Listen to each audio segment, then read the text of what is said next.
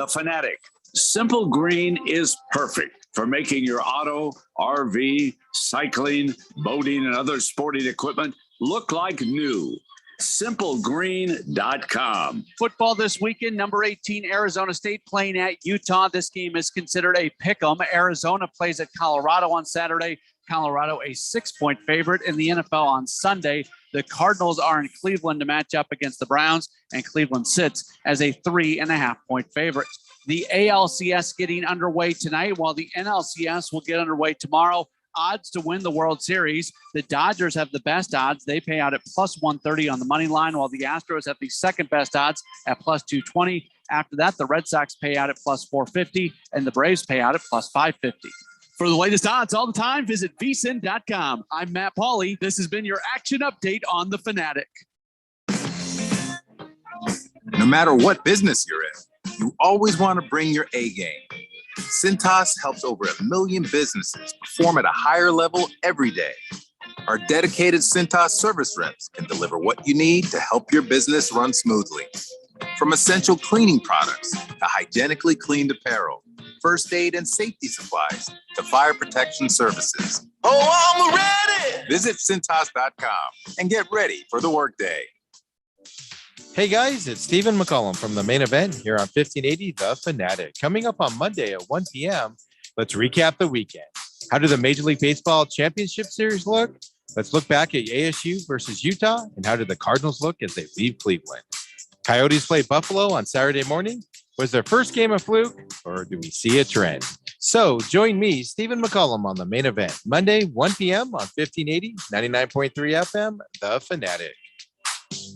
Hi, this is Bruce Jacobs from my friends and former employers at ProCopy. For over 20 years, ProCopy has provided Arizona companies with the best office equipment available from companies like Ricoh. More importantly, they provide outstanding service after the sale with a 96% retention ratio and award-winning technicians. 3 years ago, they joined the Flex Technologies Group, an Arizona-based nationwide group of companies that share ProCopy's commitment to excellence. So if you have branches anywhere in the United States or just here in Arizona, you can get great personalized service even during the current climate. We use them here at the Fanatic and Money Radio KFNN, and they never disappoint because they remain a local company. They give back to our community by supporting ASU and the Thunderbirds through the Phoenix Open. The ProCopy Foundations has raised hundreds of thousands of dollars. That makes doing business with ProCopy good for your business. Just give them a call at 602-ProCopy. That's 602-776-2679. Being in the Army National Guard is about more than serving your country. It's about being there for your community when your neighbors need you most. The Army National Guard makes college affordable, and serving part-time can help you graduate debt-free. Do you want to stay close to friends and family? The Guard allows you to serve close to home. Serving part-time in the Army National Guard lets you have the life you want. Learn more by visiting nationalguard.com. Sponsored by the Arizona Army National Guard, aired by the Arizona Broadcasters Association and this station. Providing you with the latest sports news, commentary, and analysis. We have a soap opera called The Days of Our Lives. Is that still on the air? If you keep on, if Days you keep of Our Lives. We're gonna have General Hospital going on it. That's where you're going. I guess you only have one life to live, huh? That is probably the scariest 30 seconds of radio that we all pop the soap opera there. Jacobs and Helly on Arizona's new home for sports, 1580 and 99.3 The Fanatic.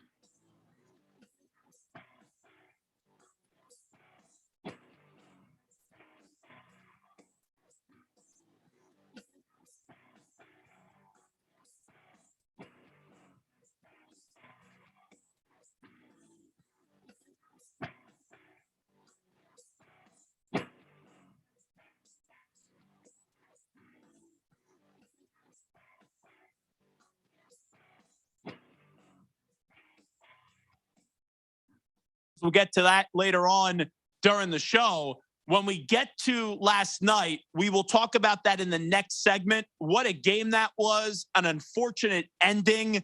And there's some things that you got to look back at why the Giants didn't end up getting the victory done last night. But you look at that, that was a heavyweight fight. You expected it to be a low scoring game last night. That was one team in the regular season, the Giants, that won 107 games. The Dodgers won 106 in the regular season. Both were at total of 109 when you factor in the wild card round as well. On the diamond last night, just going toe to toe. That was a fantastic NLDS. And now the question becomes the Braves, who are a scrappy team, right?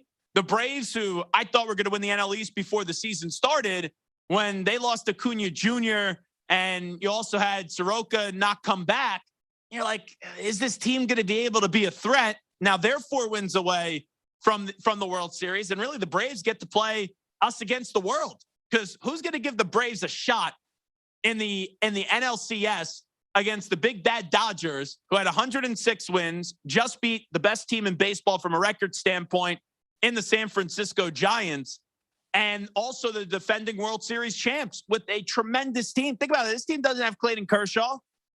Trevor Bauer, obviously away and deservedly so, and not a part of this team. Dustin May got hurt early on in the season. There's been injuries, but this team is so loaded. Even Bellinger, who didn't have a good regular season, look what he was able to do last night on the big stage. And you see Scherzer closing out the game. And they got Trey Turner on that team. They just got so many names. I don't know if anyone is going to pick against the Dodgers. I haven't heard anyone, unless if maybe you're from Atlanta, pick against the Dodgers in what is going to be the NLCS. And in the ALCS, I think this is going to be a 7-game series.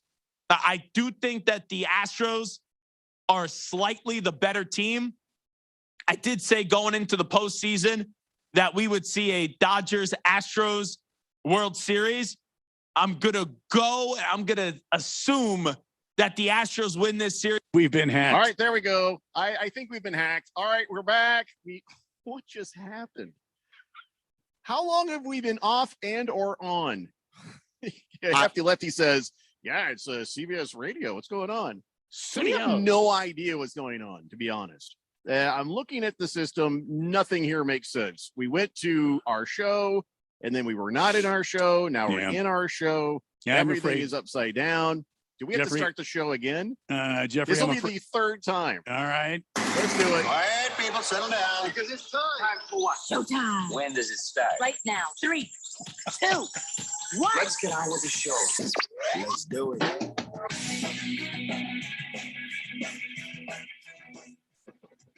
All right, everybody. It's Friday here on the Daily Blender. I'm your good friend, your radio pal, Jeffrey O'Brien, alongside Randy White. We got Keon Rose pushing the buttons in the control room. And again, I have to remind you, 0% of what just happened is his fault. Now, you may hear on the podcast that in the first restart of the show, I said, well, this has got to be the drive-friendly people playing a prank on us. Yep. Turns out, no. I actually have looked back in the computer and found it's them Barstool guys. Oh, yep. The Barstool guys. Somebody's sitting there clicking stuff wrong, and it screwed all our stuff up. So now we're back. We're on track. Everything is fine. How are you? 888-368-1580. Hefty Lefty says, hooray, you're back. Well, Keon is. One of us is. It's going to be that kind of I'm show. both, but you know. Yes, you are right. Yeah. Bruno Baller says, oh, there's the blender. Just the Tip says, Keon, you want to fess up to anything? Why he would didn't you do go anything right wrong. after him? Why do you blame anything wrong? Is it because he's black? Because we don't appreciate that at all, Just the Tip. I'm just making horrible accusations against Just the Tip's character because he immediately went right at Keon, not at me, not at Randy. How do you know it wasn't my fault? You know what? We're going to need to see all your emails. Because you say every day that Keon's pushing the buttons behind the glass there. I didn't say he was jacking with the computer. Well, no. We just say he's pushing the button. Well, but I mean, just by proximity, he is the closest to all the buttons. And it would be, it'd be common sense to think that Keon would somehow have some sort of a connection to this. But didn't I start off by saying absolutely it was not Keon's fault? Yes, you did. Shouldn't that be enough? Yes, it is true. Yeah. All right. So I'm standing in front of Keon, my fists up saying, back off. And then still people are coming at him. Just walking around you. I know. Fed fan says, I called it. Zach Ertz to the Cardinals. Yep, you called it. The Raven kid actually called it a ways back in one of these text messages he sent in. But congratulations, Randy. You've got an actual marquee, lower marquee, like really low on the marquee. Older. I actually tweeted out, wow, this is amazing news 3 years ago, maybe 4. And Zach Ertz is now a tight end for the Arizona Cardinals. So I have two questions. One, will he play this Sunday? And two, does that mean that Kelsey has to dye his hair back? That he didn't have to pay off this bet in the first place because they had a bet. And even though the guy leaves, you still have to pay the bet. Well, I mean, they had a bet that he would not be traded, and the other one that he would be traded, and the loser would have to dye his hair blonde, and that's why Kelsey, not Kelsey from Kansas City, Kelsey from Philadelphia. Yeah, because Kelsey from Kansas City is very metro. He's got like tips. You know what I mean? Well, but his brother, who plays in the Philadelphia, he dyed his hair blonde, because he lost the bet.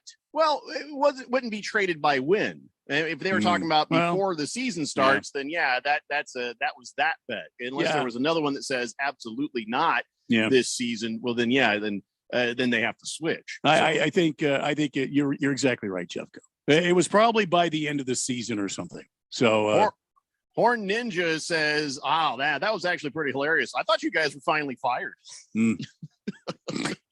Just wait for it. You can only hope.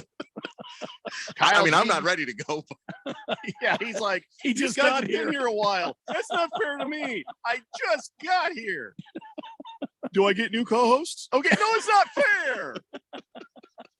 Kyle G says, yep, the very Friday start to the show right there. Yeah. Thundar Santa Barbarian says, what the hell were we all listening to? Some guy yakking, and it's not Jeffrey or Randy or even Keon. Who is the most economical with his words, by the way. I want to hear Jeffrey talk about who won the baseball game last night. We won't have time for that. We have too many other things to do, Thundar. Just the Tip says, hey, Keon pushes the buttons.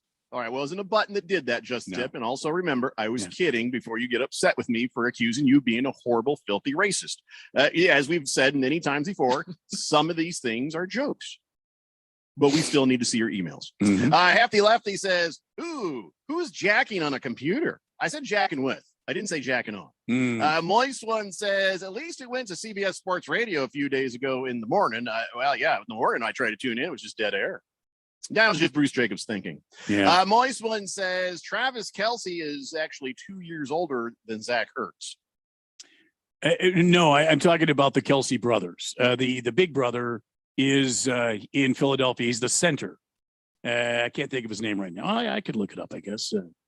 Who's the center for? While you look that up, isn't it Jason Kelce? A new texter on the text line says, "Tell Randy he does a really good Bill Clinton." Well, that's it. That was from earlier. After dark. Cabana says, last tight end for the Cardinals to get over 100 yards. Do you know who it is? Zach Ertz. Rob Awalt in 1989. Jason Kelce. You're right, Keon. All along, I should always listen to you. Big George says, hey, guys, happy Friday. Glad to see the Cardinals finally got a tight end. But sadly, 3 years too late. Zach Ertz was a star tight end, and now he's good, but he's not great. So, but as somebody pointed out on Twitter, though, he's still an upgrade, right? He's still an upgrade over what we had. I think he is going to be a good portion of this offense, and it's another weapon out there that you have to pay attention to.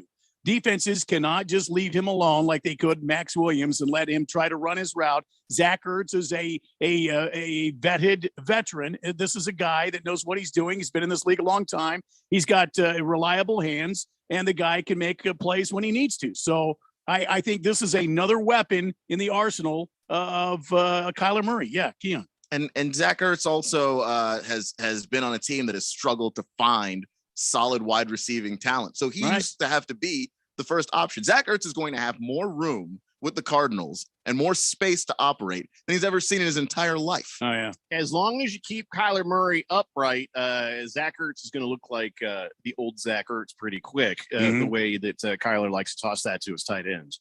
And by the way, Big George says, hey, if this was Travis Kelce, I'd be dancing in the streets. I mean, he is pretty good, though, this Zach Ertz.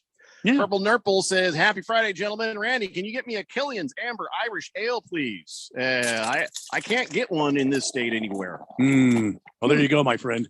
You need to ask Beer Bob about that, where maybe you can get some of that. Maybe you just got to get it imported in here or something. Shamoy says, need to turn that antenna 24 degrees west, please. Keon, you got a ladder? I do not. Unless we've got one in the station and I just didn't know where it was. We're going to have to wait until we can do that later. Boomer Sooner says, good afternoon, gentlemen. Can I get a cold beer and a shot, Randy? And maybe a little bit of hope for my Sooners at home against TCU tomorrow. I'll tell you what, Keon will give you a full idea of what's going to be what on that game tomorrow. We have Keon Rose's college football dance party. I don't know why Papa Mike doesn't like the name of that. He actually emailed us. He does not like that we've named it Keon Rose's college football dance party. I think it's an awesome name. What do you think, Keon? Nobody else in the market does that. No, I like it. I think we need to mix up the dance groove a little bit. You know, no, we can work on that. Other tunes. Yeah, we can work on that. Outside of that, Papa Mike just likes to hate a little bit. I think so. Yeah. And I think he's hating because he knows it's me that named it. He's like, who's the idiot that named it? Well, you know damn well I did, Papa Mike. Yeah. You know damn well I did. We don't have a committee. It's well, some of what we do is by committee. Don't try to put the blame on me for what happened with the computer earlier. It's How dare you, Keon? I stood up for you. I stood in front of you. And I said, I'll fight any woman that says otherwise. And what have you done? You've turned on me already. Computer was definitely not you. I'm just saying. Computers are evil, man. I'm not saying we do things by committee, but we don't have a committee, just like some group of people where we go and they give us back the names of things that we do. It's us. We talk about it. I ask everybody their opinions and inevitably just do what I was going to do in the first place. Now, That's is not our committee. Exactly. This is not a democracy. This is a dictatorship. What'd you call me? A tater. A tater. Or the other half. Boomer Sooner says, I think Rattler might be benched. We'll have to wait and see. That freshman did great for OU versus Texas, by the way. And by the way, he says, I have a magic 8-ball. He means the plastic kind, not the other kind. Don't. Okay. Yeah. All right. Jagdog says, I blame the Nazi Dodgers. Ertz not eligible to play Sunday because he played last night. Oh, that sucks. Why can't he play in the same week? Well, I think they should let him if he can. If you're traded, you're immediately on the other team. That ain't right. I think it has something to do with the bargaining agreement. So I think it has something to do with somebody having somebody on their fantasy football and everybody else got mad about it. That's what I think it's about. Hefty Lefty says, I'm going to refer to him as Julie Ertz's husband since she is the better one at their respective sport. Yeah, she's a soccer player, and Zach Ertz used to be a tight end. Let's see, Faded Hero Icon. Well, that was just ugly. He's 32, not 40. Just I mean, listen, you gave up Tay Gowan and a 5th round pick, Randy. Tay Gowan is a good young defensive secondary guy. And I hated to see him go, but like I was answering with one of my sons on Twitter or on text today, is sometimes you got to pay to upgrade a little bit. And this team is progressing through this season. They got dinged up, and so you've got to make a replacement. You bring in Zach Ertz. I think this is a wonderful replacement at this point. Let's hope he stays healthy, and let's hope this all kind of buys into what the direction of the Cardinals are going. Moist One says he's 30. Yeah, but in football years, where you know what I'm saying? I'm not saying his life is over and he may as well just go buy a plot to crawl into. I'm just saying that in football years, his best years as a tight end are behind him, unless he gets a resurgence with Kyler Murray, which I've already said is a pretty good possibility he will. Yeah. Faded the Hero Icon says, as one of the few Eagles fans in this dimension, I am quite upset that they gave away Zach Ertz. Are you going to throw batteries at us now? Is that what happens next? Fed fan says, Randy Ertz will not be playing Sunday. Sorry to tell you. Thundar thanks. Says Jeffrey just offered to fight any woman. My money's on Fed fan. It's a good bet. I would actually probably take that action myself. Just a Tip says, Jeffrey, I take no offense to being called a horrible racist. Wouldn't someone who's horrible at something not be that thing? With that said, I'm having 27,000 emails removed from my computer right now. No reason. He just wanted to let us know. Jagdog says, Zach Ertz in 2018 had 116 receptions for Philly. Mm-hmm. Yeah, 3 years ago, but 4 years ago, he had 1,000 yards. Boomer Sooner says, it's the league rules for Ertz. It's the league rules. Heavy Metal Maniac said, Total Wine and More has your Killian's Irish Red, by the way. Ooh, there you was go. asking for that. Yeah. Fed Fan says, my money's on me, too. She's rolling up her sleeves. Like, I'm ready. Oh, it's years in the making. It's years in the making. Thunder Snows says, hey, what? Somebody has an 8-ball? It's a magic 8-ball. Relax. Yeah. Chamoy says, bleep the Cardinals and a washed up tight end. Talk about Major League Baseball holding their umpires accountable. Yeah, boy, don't get me started on that. We're going to get around to that, Chamoy, but, you don't tell us what to do. Hefty Lefty says, I'm only throwing playful jabs at Zach Ertz because I've met his family and they're great people. I've always rooted for him since. And what I've understood, Hefty Lefty, is they've always appreciated that. Mm-hmm. Cabana says, even though the WNBA game in Chicago, the game starts tonight after the blender, so you know. We're going to talk about that here a little bit later on in the show. I'm trying to figure out what they expect from us, the WNBA, and what are we allowed to expect from them? Because they're scratching their heads trying to figure out what do we got to do to take the WNBA up to the next level. And I really don't think it's that complicated, but we'll discuss that a little bit later on. And God bless them for trying, but I don't know. It does bear conversation. 888-368-1580. All right, so that's the big news today. Zach Ertz is now an Arizona Cardinal. Can't play Sunday, but he's now part of your team. The other big news is Nick Chubb. And I'm sorry for you fantasy football players, but he's out against the Arizona Cardinals. Kareem Hunt is going to get the start, and that might actually be scarier for you guys. Darn it. Oh, that just hurts me so bad right here in my heart. Wait, you were playing against Nick Chubb, weren't you? Darn it. Now hold on, because this is the same hurts me right this is here the in my same heart. Randy White when we talked about whenever someone gets hurt on the field and you've got him on fantasy, darn it, you just go, oh, that stinks for me first before you say it stinks for them. It obviously does stink for them. It obviously stinks for them more. I wish we would get a chance to play against him. And I'm sensing a little doublespeak going on here, Randy. Watch Chubb show up on Sunday, and Randy's like, "Son of a!" Yeah, that'll be it. I'll throw my Bloody Mary across the house. What the hell? I was told he wasn't going to be here. All you're gonna get is like a picture of Keon's ass in your text message. All right, we're gonna take a break. When we come back, let's talk about some of the things that happened last night. And then we've also got the injury report to go over because I know you guys are all checking your fantasy footballs every day to make sure you got the right lineup. And, of course, we've got our friend Josh Applebaum for Sports Betting 101 coming up in the next hour. Come on back, everybody. It's the Daily Blender here on 1580 The Fanatic. This is Brent Musburger's Action Update on 1580 and 99.3 The Fanatic. Simple Green is perfect for making your auto, RV, cycling, boating, and other sporting equipment look like new. SimpleGreen.com. Football this weekend, number 18, Arizona State playing at Utah. This game is considered a pick'em. Arizona plays at Colorado on Saturday.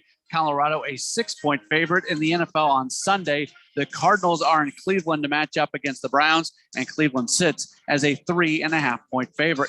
The ALCS getting underway tonight, while the NLCS will get underway tomorrow. Odds to win the World Series. The Dodgers have the best odds. They pay out at plus 130 on the money line, while the Astros have the second best odds at plus 220. After that, the Red Sox pay out at plus 450, and the Braves pay out at plus 550. For the latest odds all the time, visit vsin.com. I'm Matt Pauley. This has been your Action Update on The Fanatic. No matter what business you're in, You always want to bring your A game. Cintas helps over 1 million businesses perform at a higher level every day. Our dedicated Cintas service reps can deliver what you need to help your business run smoothly. From essential cleaning products to hygienically cleaned apparel, first aid and safety supplies to fire protection services. Oh, I'm ready! Visit Cintas.com and get ready for the workday. Hey guys, it's Stephen McCollum from the main event here on 1580 The Fanatic. Coming up on Monday at 1 p.m., let's recap the weekend. How did the Major League Baseball Championship Series look? Let's look back at ASU versus Utah, and how did the Cardinals look as they leave Cleveland? Coyotes played Buffalo on Saturday morning. Was their first game a fluke, or do we see a trend? So join me, Stephen McCollum, on the main event, Monday, 1 p.m. on 1580, 99.3 FM, The Fanatic.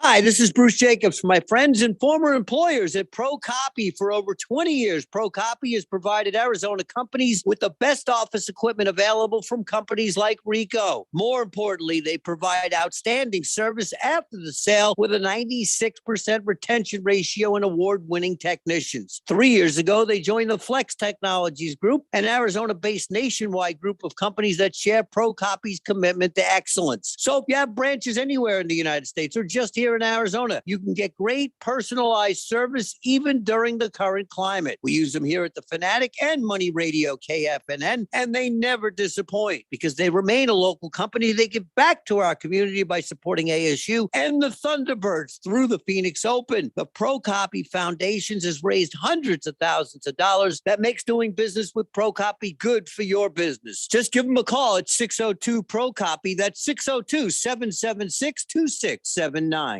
Being in the Army National Guard is about more than serving your country. It's about being there for your community when your neighbors need you most. The Army National Guard makes college affordable, and serving part-time can help you graduate debt-free. Do you want to stay close to friends and family? The Guard allows you to serve close to home. Serving part-time in the Army National Guard lets you have the life you want. Learn more by visiting nationalguard.com. Sponsored by the Arizona Army National Guard, aired by the Arizona Broadcasters Association and this station. Providing you with the latest sports news, commentary, and analysis. We have a soap opera called The Days of Our Lives. Is that still on the air? If you keep on, Days of Our Lives. We're gonna have General Hospital going on it. That's where you're going. I guess you only have one life to live, huh? That is probably the scariest 30 seconds of radio that we all popped the soap opera there. Jacobs and Helly on Arizona's new home for sports, 1580 and 99.3 The Fanatic.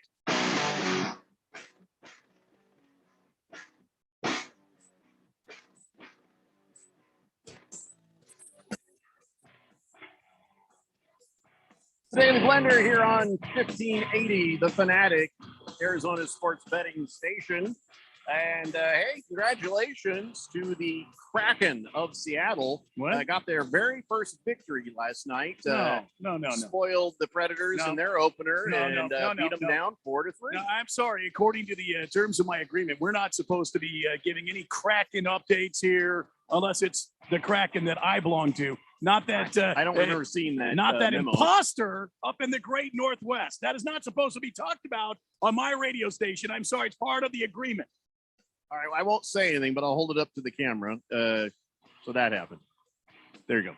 888-368-1580. I got to talk about something, Randy, because the damn Coyotes got beaten down and then picked up and beaten down again. I would rather 8-2 by some team I've never heard of called the Columbus Blue Jackets. Is that even a pro NHL team? Oh, yeah, they've been pro for many years now. Yes, Jeff. I'm not kidding. I've never heard of them. Well, they have been in the NHL for some time now, and they beat the young Coyotes, bludgeoned them with a damn iron stick. Bludgeon, I tell you. Yeah, the Blue Jackets had 2 in the first, 3 in the second, and 3 in the third. Yeah, I just can't. So somebody's like, "Hey, are the Coyotes going to be good this year?" I'm like, No. I don't know. And now the answer is, I know they won't. It's a very fantastic, very young team, a very, very young team, different organization than it was last year. It's obvious that the Coyotes organization was going to break this apart, what they had last year, and kind of start new and fresh. And that's they're putting pieces in. They've got some good young talent.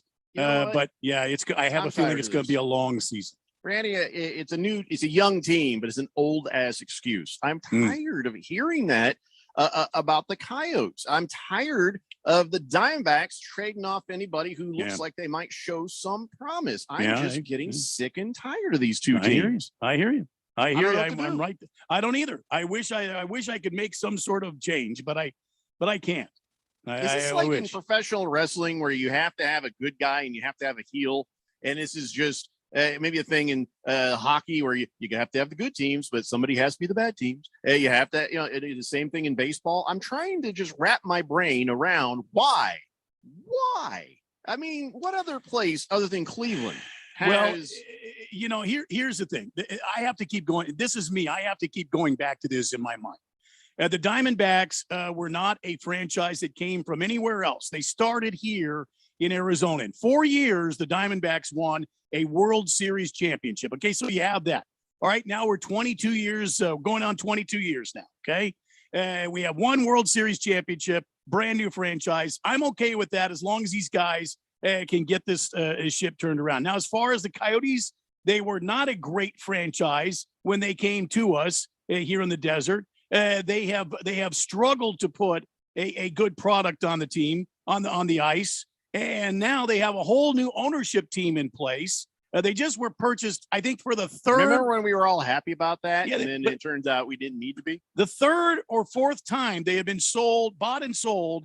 And now they have a new ownership group. And so this new ownership group's going to have all new management, all new front office, and they're going to want to do things their own way. And so here we are disassembling the Coyotes again. You're never going to have a winner if you don't have consistency.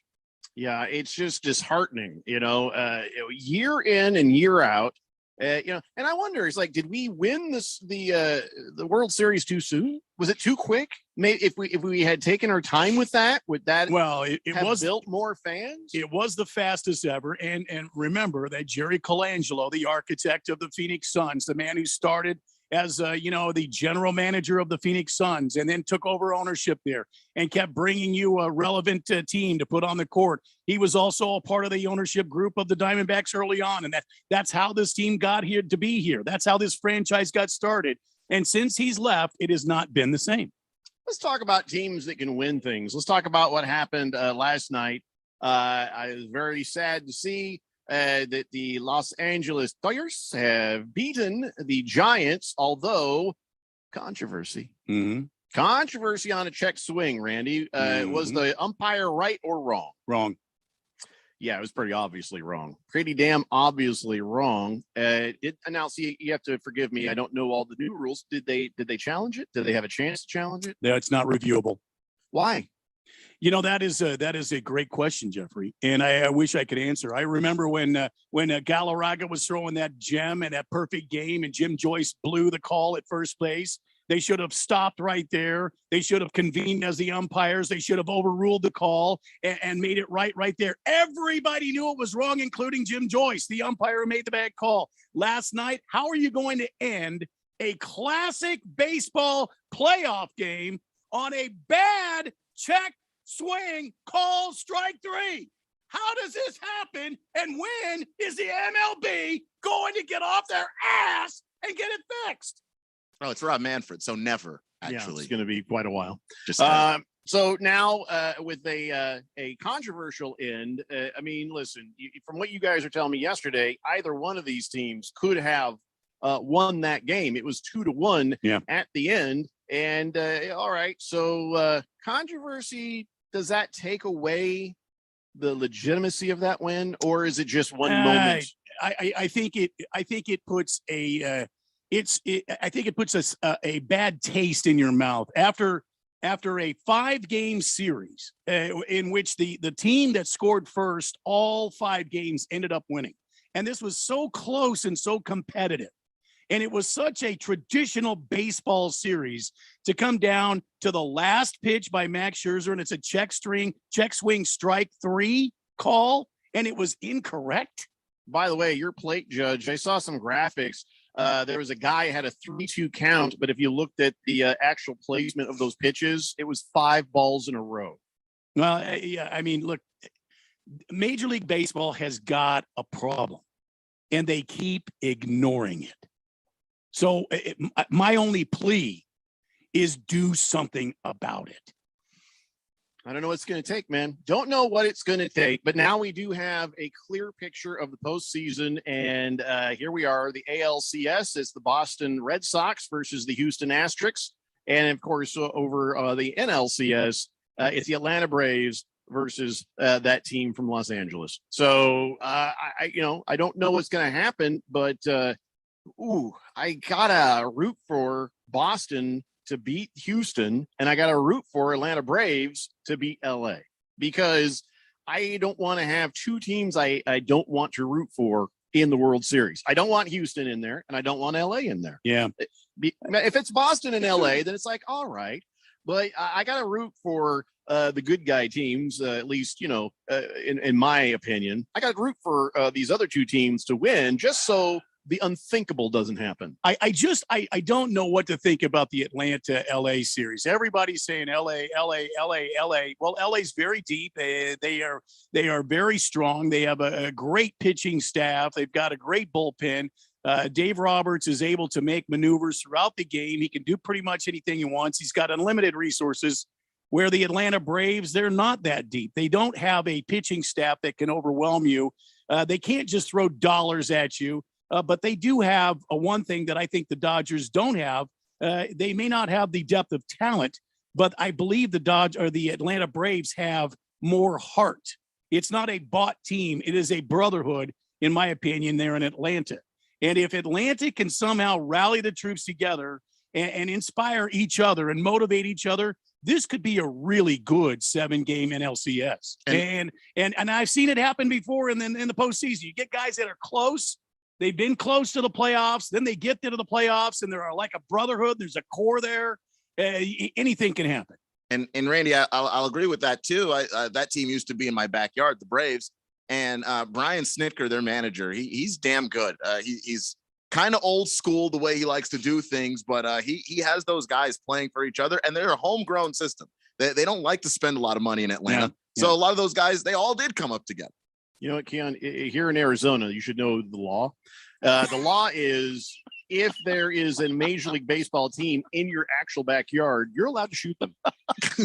The gun laws are very different here. Don't think that's what he meant, Jeffrey. But just to be safe, get them to come inside. Then you're golden. There were some times. There's some times they were beating my Nationals. I was tempted, but you gotta let them go. They're a good baseball team. Yeah. And they got a good fan base over there. The Braves can be fun, and hopefully they can put up a fight against the Dodgers. Well, I'm sure we will talk a lot about this in the week to come. But right now, I got some other Major League Baseball stuff that I want to run by you guys. Now, as you know, the White Sox went bye-bye to the Houston Asterix and all that stuff. But then a little bit of I guess, moral dilemma came up when people noticed that John Q.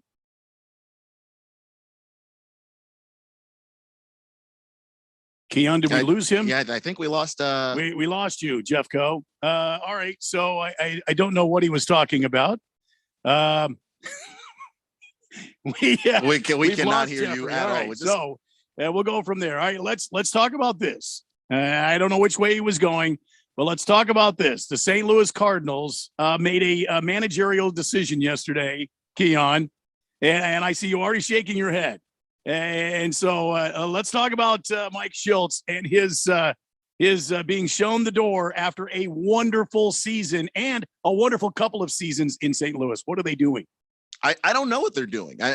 Because anytime you fire a manager, you move on from a manager or a coach, doesn't matter what sport. The question you always have to ask is, who are you going to replace that guy with? Yeah. And the fact that Mike Schultz was able to have the success that he had in St. Louis with the Cardinals, which, by the way, not their best team. This is not their most dominant team. This isn't the team that they've paid the most for. This isn't a team that they've went out and got big name free agents. This is a good Cardinals team, but he took them over the top and actually made them a playoff team. And then you think to yourself, if a guy can do that with this Cardinals team, well, what could he do if you actually gave him some talent? Yeah.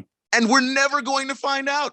because I don't know what they're thinking. I mean, they did give him some talent. I mean, they had Paul Goldschmidt there, who was just now starting to come into his own in St. Louis, becoming one of the premier hitters on this lineup. You've got Arenado playing third base, another stellar pillar on this team. You had that center fielder who just went crazy this season. I can't remember his name right now. And Mike Schilt took this team and molded them together. And maybe you should turn off the tie line. Sorry.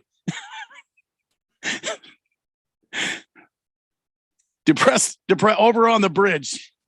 I'm hearing doubles. Oh, there we go. Okay, yeah, sorry about that. Hey, Mike Schilt took this team, got them to go together. For goodness sakes, they ripped off 17 wins in a row. 17 wins in a row. That is a record for the St. Louis Cardinals. And how do you think the man? We're gonna keep him. We're gonna give him a 2-year extension. We're gonna pay him, a great money. He's really helped our team. Nope, we don't like the way that you're coaching baseball. We have a philosophical difference. We're going to show you the door. There you go, Mike. See you later. Bye. Thanks for being here. Don't call us. We'll call you. You just think that there'd be some compromise there. And yeah, I understand that they have talent, but I'm saying, like, what if the Cardinals pushed all their chips to the middle of the table and said, okay, let's build on what we already have with the manager that took us, that 17-game winning streak is amazing. Yeah. A guy that can do that. And you might have philosophical differences, but you know what? That's every Major League Baseball club ever. Yeah. Like the front office and manager don't always see eye to eye. And there are compromises you can make. Like if your front office wants to go more analytical, then you can do that. If you want to go less, and then you can find a middle ground is what I'm saying with a lot of this stuff. And they're not capable of doing that. All right, 888-368-1580. That's the 1580, the Fanatic text line. When we come back, we'll see if we can get Jeffrey back. We're efforting to get him back. Oh, there he is. Jeffrey's back. I'm back. I was just throwing it to a break. Sorry. We'll get back with Jeffrey on the other side of the break here on 1580 and 99.3 The Fanatic. Guys. Your new home for sports. Still looking for that one special voice that makes you fall in love with podcasts? The one is out there and free on Spotify. With over 2 million shows and today's most talked about podcasts, Spotify is the best place to find that one special show that makes you laugh, keeps you interested, and keeps you listening for more. Whatever you're into, get way more into it with a podcast. Find the one you've been listening for right now, free on Spotify. 8 presents Terrifying Jobs. Snake handler, take one. This is a really terrifying job. Today we're talking with James Hall, a snake wrangler at the Phoenix Zoo. You handle really creepy, venomous creatures. Given the hazards, why do you do it? I've been fascinated by reptiles since I was a child. Tell me about your little friend there. So this is Bear Hug. He's a Burmese python. We have him here at the Phoenix Zoo. He kind of makes my skin crawl. Is there anything that rattles you? Yeah, distracted drivers terrify me. This message is brought to you by ADOT, the ABA, and this station. Learn how thousands of smart homeowners are investing about $1 to avoid expensive home repair bills. John, a former non-customer, said, "My air conditioner broke and I had to spend $1,900 to fix it." Jeff, a customer, wrote, "My air conditioner broke and I got a new one at no out-of-pocket cost." Mary, a former non-customer, wrote, "My heating system stopped running. I had to spend $3,000 to get a new one." Lisa, a customer, wrote, "My heater stopped working. I got it fixed at no out-of-pocket cost." For about $1 a day, you can have all the major appliances and systems in your home guaranteed fixed or replaced with HSC's home warranty coverage. Call now, and the first month is free. If the lines are busy, please call back. 800-657-5714. 800-657-5714. 800-657-5714. That's 800-657-5714. If you're considering refinancing or getting a home loan, listen up. This is Dale Hellestray, and when you need a mortgage, the team I use is led by my good friend, Jeff Locks. And here's why. Jeff and his team negotiate with over 50 lenders to find the best possible deal. Your home has gone way up in value over the past year, so why not utilize your home equity to reduce your monthly expenses or even pay off some debts? Interest rates are still at all-time lows, and if you obtained your current mortgage prior to 2020, you can save a lot of money. Here's the best part. There's absolutely absolutely no lender fees. Jeff is truly Arizona's low-cost lender with over 30 years of experience. So call Jeff Locks, and if Jeff can't save you money, you'll get a free $50 Amazon gift card. This is a winning play, so call Jeff today, 480-202-0692. That's 480-202-0692. Jeff Locks, NMLS number 1003782, National Mortgage License number 181106, Bear Financial Group, AZMB-09047774, Equal Housing Opportunity. Download our podcast at 1580thefanatic.com. Don't be that guy. Arizona's new exclusive home for live NFL games and Super Bowl 55. 1580 and 99.3 The Fanatic.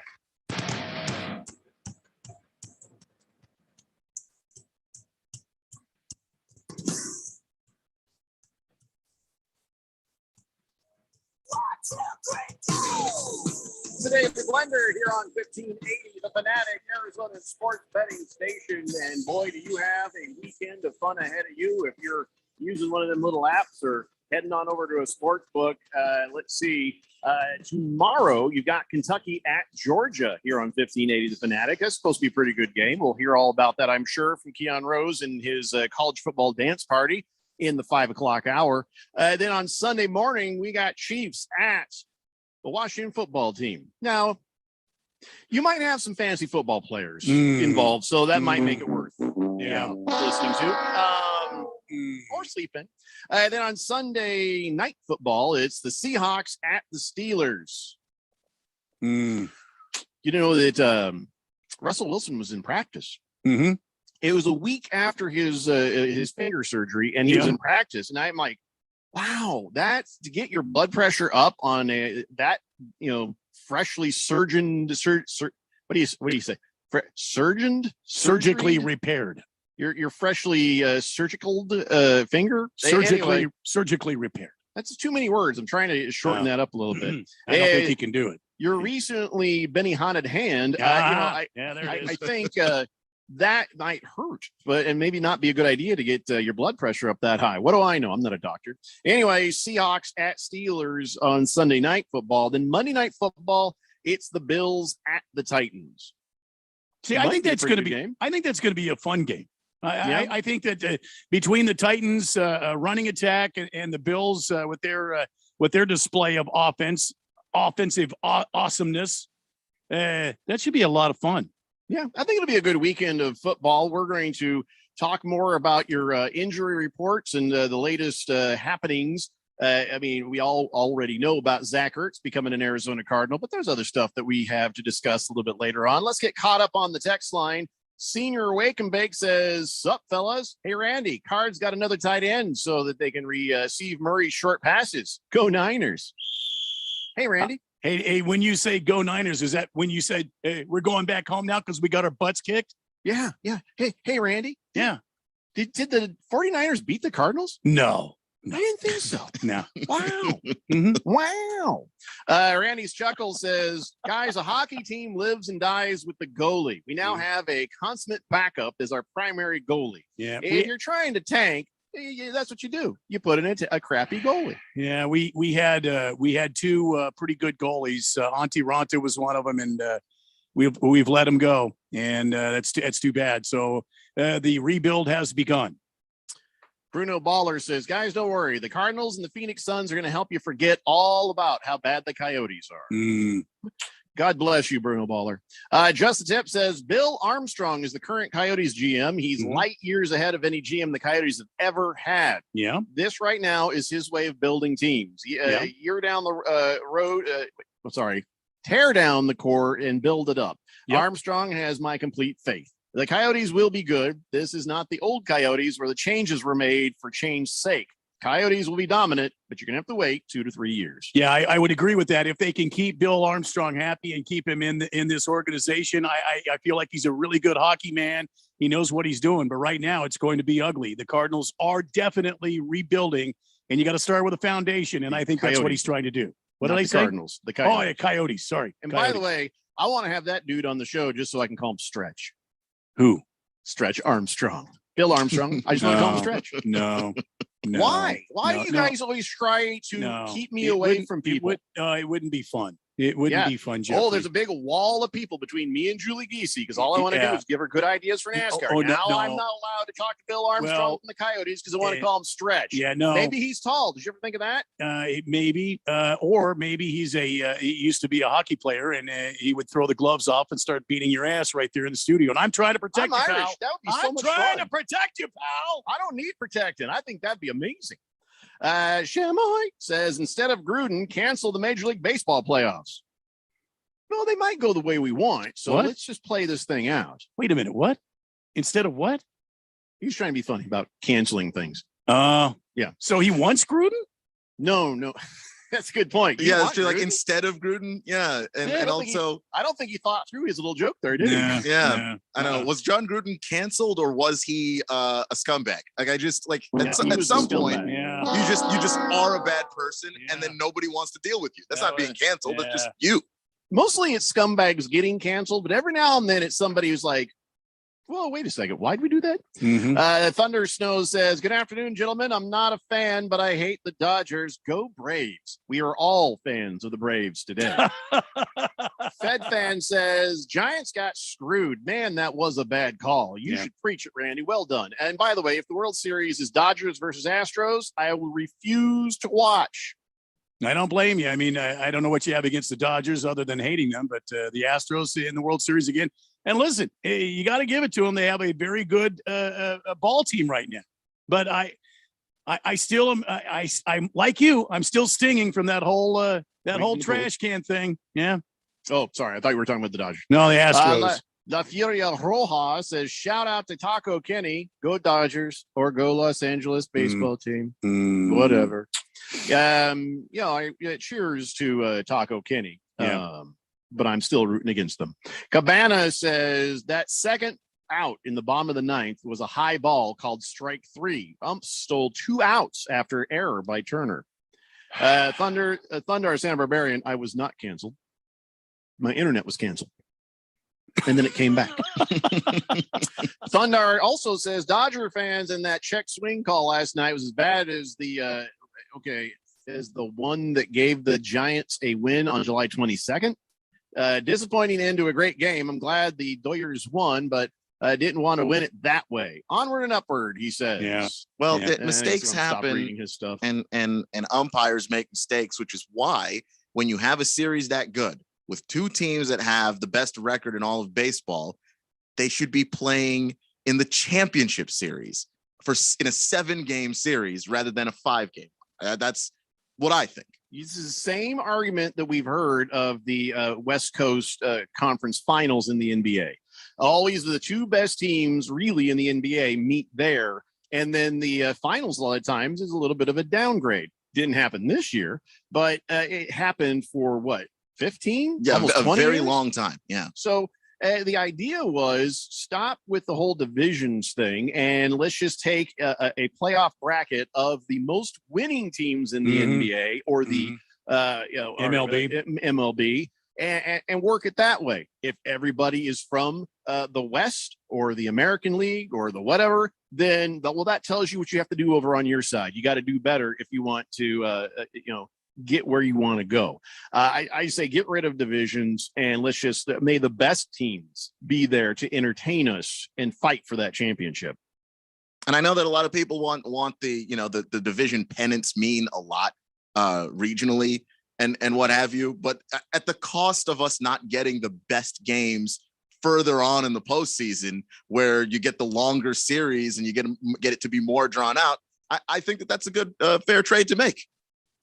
Kyle G says the only way Atlanta wins is if they play small ball, singles and doubles. They have base runners, manufacture runs, and if they stay disciplined at the plate, they'll wear out those Dodger pitchers. Yeah, I agree 100%. And that's what that's what this ball team is all about.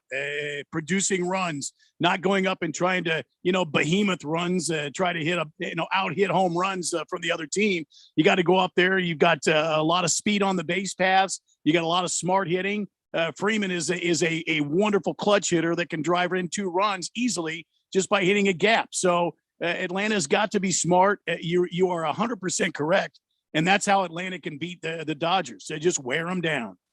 So now we have another moment of clarity from Moist One. Moments after asking me to do something to his posterior, which I will not do, he texts in, Mike Schilt made a god-awful decision putting in Alex Reyes in the 9th in a wild card game. He showed an unwillingness to embrace analytics, which that front office values.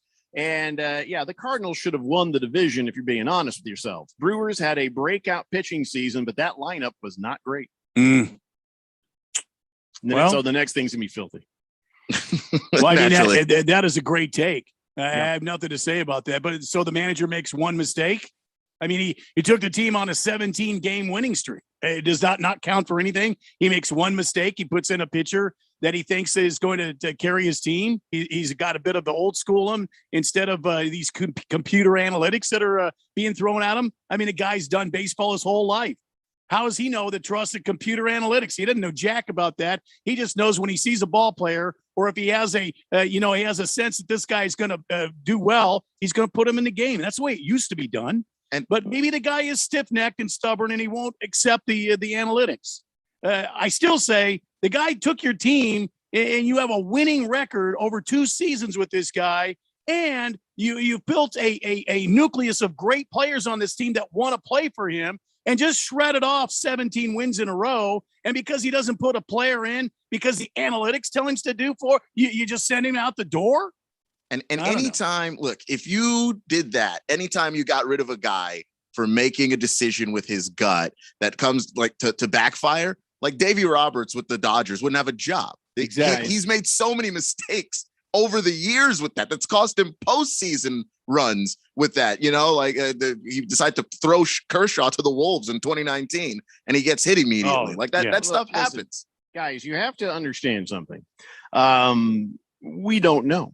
And what I mean is, remember when Belichick benched what's his name in the Super Bowl? Everybody's like, why would you bench your best? Or it was a playoff game. It was Malcolm Butler. I don't know if it was the Super Bowl, but yeah, it was a deep postseason game. And everybody's like, what the hell? And they lost the game. And people are like, the one way you could have won that game is if you had a better defensive going. And Malcolm Butler sure could have made that difference.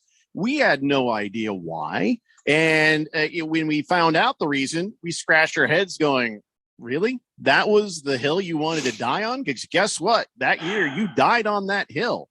And so now this team, to fire a manager who all he did, he disregarded some analytics. And if they're like, we had a rule, we had one rule, you follow the analytics or you go to the door. It's like, well, then go ahead and put the little bleeper with the pocket protector in. I'd have quit. You know what I'm saying?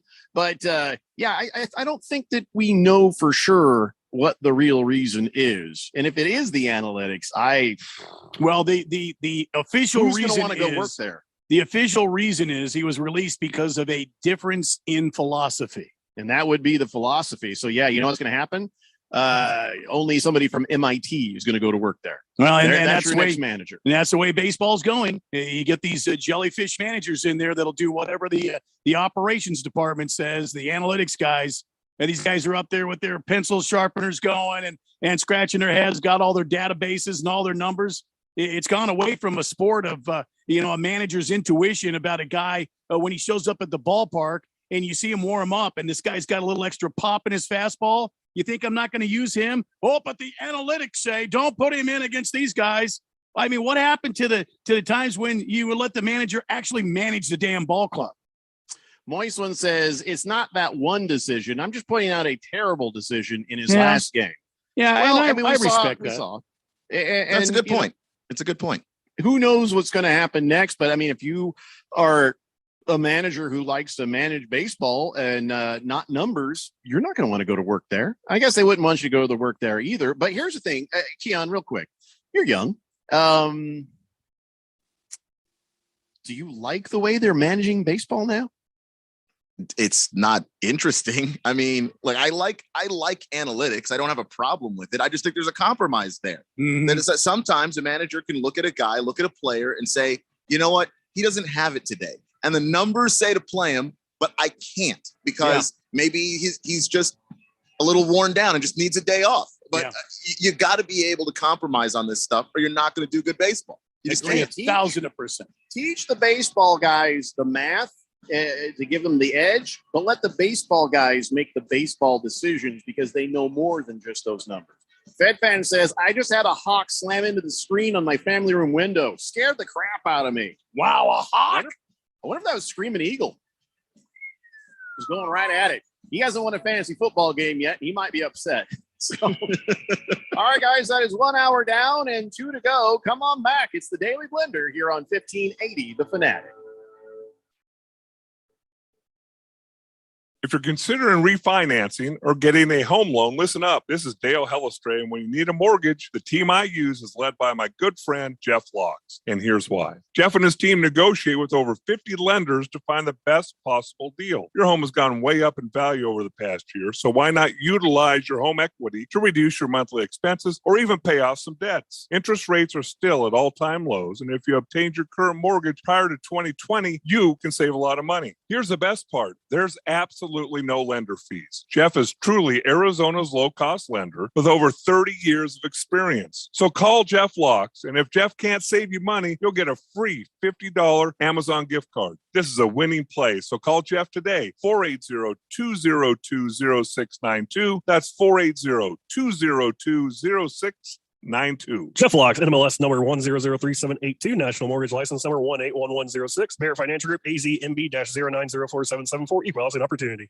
NASCAR Championship weekend returns to Phoenix Raceway November 5th through the 7th. A wild season of unexpected will culminate in Phoenix with drivers putting it all on the line for their shot And earning the title of NASCAR Cup Series champion. featuring 4 championship races in 3 days. Don't miss your chance to witness history from atop the grandstands as the action goes 5 wide into the iconic dog leg. Or from up close with access to the fan-friendly infield experience. Get your tickets to see the NASCAR Championship in person. Go to PhoenixRaceway.com. Hurry, tickets won't last much longer. Hi, this is Bruce Jacobs from my friends and former employers at Pro Copy. For over 20 years, Pro Copy has provided Arizona companies with the best office equipment available from companies like Ricoh. More importantly, they provide outstanding service after the sale with a 96% retention ratio and award-winning technicians. 3 years ago, they joined the Flex Technologies Group, an Arizona-based nationwide group of companies that share Pro Copy's commitment to excellence. So if you have branches anywhere in the United States or just here in Arizona, you can get great personalized service even during the current climate. We use them here at the Fanatic and Money Radio KFNN, and they never disappoint because they remain a local company. They give back to our community by supporting ASU and the Thunderbirds through the Phoenix Open. The Pro Copy Foundations has raised hundreds of thousands of dollars. That makes doing business with Pro Copy good for your business. Just give them a call at 602 Pro Copy. That's 602-776-2679.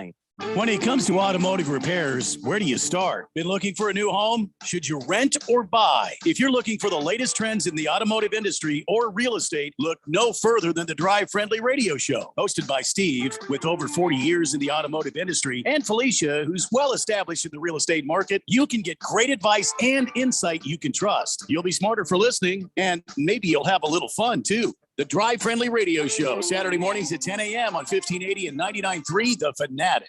KQFN Tempe. Also transmitting on K25CD Phoenix at 99.3 FM. And K24EU Fountain Hills at 95.9 FM.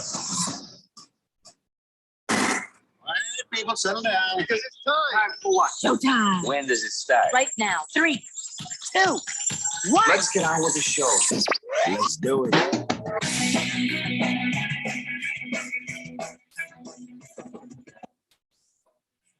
All right, everybody, it's 4 o'clock here on the Daily Blender. And your good friend, your radio pal, Jeffrey O'Brien, alongside Randy White. You got Keon Rose in there pushing the buttons, and you guys are on the Fanatic text line, 888-368-1580, as we broadcast live in the Harmon Solar Studios in Scottsdale.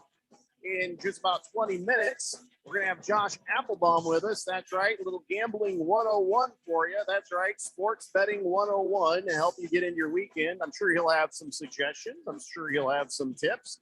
And maybe we'll all learn a little something together. All right, before we move on, I want to talk about Thursday Night Football here in a minute. But first, I'm not a big golf guy, but I had to watch this video. You guys see Hideki Matsuyama just obliterated a guy's face. He just took this guy right in the head. He had a bad drive yesterday during the 2021 Shriners Children's Open in Vegas.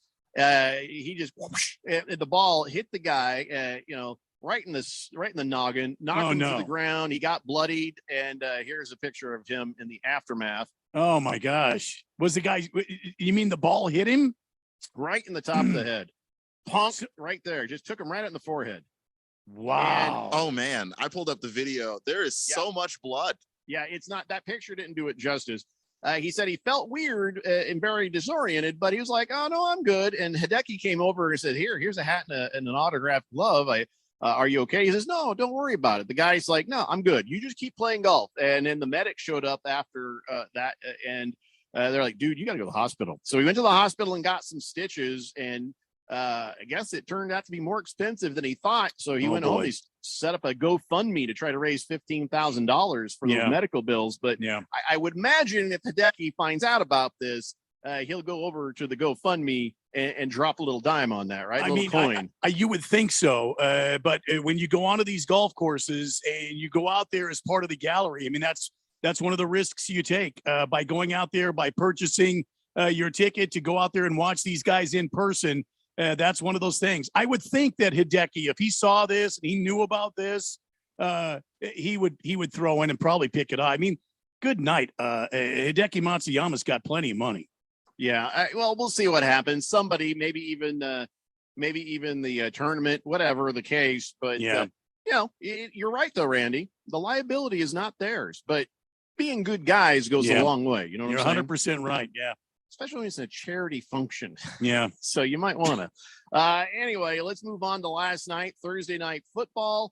Leonard Fournette went cray-cray, but Tom Brady and the rest of the Buccaneers, they were a little off last night, weren't they? I think they were a little bit slumberish going into that game, knowing that they would probably win. But thank God for Fournette, because the Eagles about damn came back and got close enough to win that thing. And I'll tell you what, I have the kicker for the Buccaneers, and I was so mad at the end when Bruce Arians showed everybody he is a good coach, and just said, "No, we're right here on the goal line, but we're going to run out the clock now. It's 2 minutes." I was like, son of a bitch. And so were a lot of bettors. Lots of bettors were, pretty well killed by that bad beat. And outside of that, I hopefully everybody got what they needed out of their fantasy football players. And but yeah, Brady did not look Brady-ish last night, did he? He looked a little bit off. The finger is clearly bothering him. He says it's not. He says it's not, but and early in the game it really didn't look like it. But then as the game kind of wore on, we saw a lot less of the deep throws from Brady. The stuff that they were doing earlier that got them that massive lead in the first place. I do think it's bothering him. Yeah, and that interception was sort of a glaring hint to that as well. Was not a normal kind of interception for Tom Brady. So there's something I noticed about last night's game, and I tweeted about it. I don't know if you guys saw when it happened, but I was just like, whoa. So here's what happens. There's two referees, and they were standing there, and I don't remember who the player was for the Eagles. It made a really nice catch, drug his foot going out of bounds. It was very clear to everybody watching on TV immediately that was a catch. And so this guy here is like, no, that's not a catch. And she's trying to explain, no, I saw it from this other angle. It's absolutely a catch. And as she's talking right in his face, the picture doesn't explain this. He just goes like he's mad. He makes the motion of out of bounds, like in your face, you're wrong. And like angrily, and she's like stunned by it. She's like, we were just talking here. And you can tell that she's just a bit, like, whoa, what the hell, dude? And he was just like telling her what's what out of bounds. So now, of course, anybody watching, and even the knuckleheads on the TV were like, well, the head office is going to see that and they're going to fix it. They're not. They're not going to fix. Oh, okay. So then the Eagles had to challenge it. And of course, she was right. The guy was just being an arrogant jerk. Not what I typed on Twitter, but still, that guy needs to be disciplined, because if that had been another man referee, I get the feeling he probably doesn't do that. They'd have conferred a little more on this. What's that? No, I saw it was out of bounds.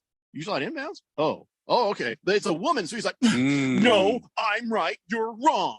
Yeah, I'm telling you, it was stunning. If it was another man, there's no way he makes the out of bounds, ruling right in his face. There's just no way that happens. In her face. He did it in her face, and he had that look in his face like, so there. Now, what are you going to do? Whoa. And she was sort of you saw her kind of start to take steps back, like she couldn't believe what had just happened. And so I was really glad that they overturned that, because then in the ref locker room, I hope this woman gives him every bit a piece of her mind. And I have a feeling she will. Because but at that moment, she was so stunned by it. She was just you could tell she was speechless, like, what the hell, man? I hope the other officials do too, by the way, just because that's not any way to act in general. It's not professional. And we don't see officials do that. That's why it stood out so much. See, I love that. They talked about it. There was a wrong call. The team had a chance to challenge that. The home base took a look at it. They corrected the call. It's the way it should be done. That is the way it should be done. But the NFL head office saw that too, and they did not say, wait, we're going to review the play like they do so many other times. And a lot of speculation on that is they didn't want to make the guy look bad. They didn't mind that he made her look bad. The NFL didn't want to make him look bad. Yeah. And then he ended up looking bad anyways, because he was completely wrong. It just was, to me, I thought that was kind of ugly. It was just kind of ugly. So, yeah, I hope she just gave it to him good. I do, man. But what a jerk that guy is. Chamoy says, how many misogynistic emails does that ref have? Probably as much as Gruden by the look of it. Sitting at his home, slamming the delete button. Yeah, that guy's going to be worried, okay? And some other people need to be worried. Now, I've said all along, if a woman wants to play with the boys, I'm all for it. If a high school girl wants to play on the football team with the boys, I'm all for it. Now, I know some people are like, hey, that's probably not a good idea because she could get hurt. It's a very violent sport. But I say, you know what? There's some guys that go out there, you're like, ooh, that guy's going to get killed. Well, that's his choice. So it should be the same choice for a gal. And here's the thing. If you can make the team, if you're good at it, you should get to play. And so, of course, there's a school in California that said, you know what? Jeffrey O'Brien's right. And so this gal at Cuyama High School, Cuyama Valley High School in Central California, and they're like, and she's a wide receiver. Usually you hear about these girls going out there and being kickers. And so this girl, she's like, all right, let's do this thing. And she had to talk her mom into it. Her mom's like, all right. So she goes out there and she's really good. She's a really good wide receiver. Okay. And she's an excellent athlete. And so they go over to the place called Valley Christian Academy to play a scrimmage. And it's a great scrimmage. She's doing great. Everybody's happy. Then she takes off her helmet and lets down all her blonde hair like in the movies. And oh, did they lose their mind. So much so they refused to play that team. What? Really? They refuse to play them. The pastor says, by authority of the Bible. Oh, stop it. The Bible says nothing about the game of football. The Bible gives us instructions on how men are to treat women, holding a door open for a lady. By the way, it's not in the Bible. We train our young men in this world. We want them rigorously to admire and value women as precious and worthy of respect. Guess what? You are disrespecting them with the fact that you refuse to play a team that happens to have a gal playing on it. And it says, we ban physical contact between boys and girls. No, I get it, Pastor. You like the boy on boy stuff, don't you? No! No, I'm sorry. They're not Catholic. Anyway. Straight fire. Again. So, so now right before the season opener, they get this letter saying that they refuse to play. And of course, now, they're like, okay, fine. We'll just, the mom filed some legal stuff saying that's discrimination. And, but in the meantime, they played 6 games and she's gotten touchdowns and she's having a whole lot of fun doing it, playing against some of these other teams that don't have a problem with it. So, yeah, that right there, I just wanted to tell that story and just show there's still some closed-minded, horrible people out there in the world. And listen, if the girl goes out there and she's good and she gets tackled and she gets hurt, okay, well, she signed the waiver just like your son did, just like that kid did, just like anybody else did. And I've said this so many times about women in sports. If you're good enough to play with the boys, you should be allowed to. Got no problem with that. No problem with that. And I was one of those kids in high school that you just looked at and went, okay, why is he trying to play football? Because my freshman year, I was like 5'3", maybe 110, and I just loved the game. Would take your place. Yeah, take my place. I didn't even make the team, so like I got obliterated trying out for that team because tried out for football in Texas and all the other corn-fed boys Texas, over there. I just got run over. Yeah, but no one batted an eye when I tried, so she should be able to. Yeah, and clearly, it's a good point. Rico Suave, he says, "You love women like Christ loved the church, then she'd be able to play, wouldn't you?" Yep, you are absolutely right, my friend. Navy Devil says, "You know what? The Bible says it's against it." It's just, sometimes I have made jokes. It's in the Bible, and I'm completely lying. Fed Fan says, in my younger days, I played basketball with the guys because it made me a better player. And she says, by the way, that hawk that hit my window is waiting for me to leave my backyard so he can go get the pigeon he killed. Oh boy. Let him go get his lunch, Fed Fan. I mean, he didn't hurt you or nothing. Let him go get his lunch. Hefty Lefty says, wow, how very Christian of that team. He says, by the way, the amount of passive-aggressive comments from her in that locker room could have stopped the Buffalo Stampede. Oh, he's talking about the female ref who probably I don't think it was passive-aggressive. I think she went off on him and it started snapping. I hope so. I hope there was nothing passive about it and it was entirely in his face. And I hope he had to sit there and just eat it.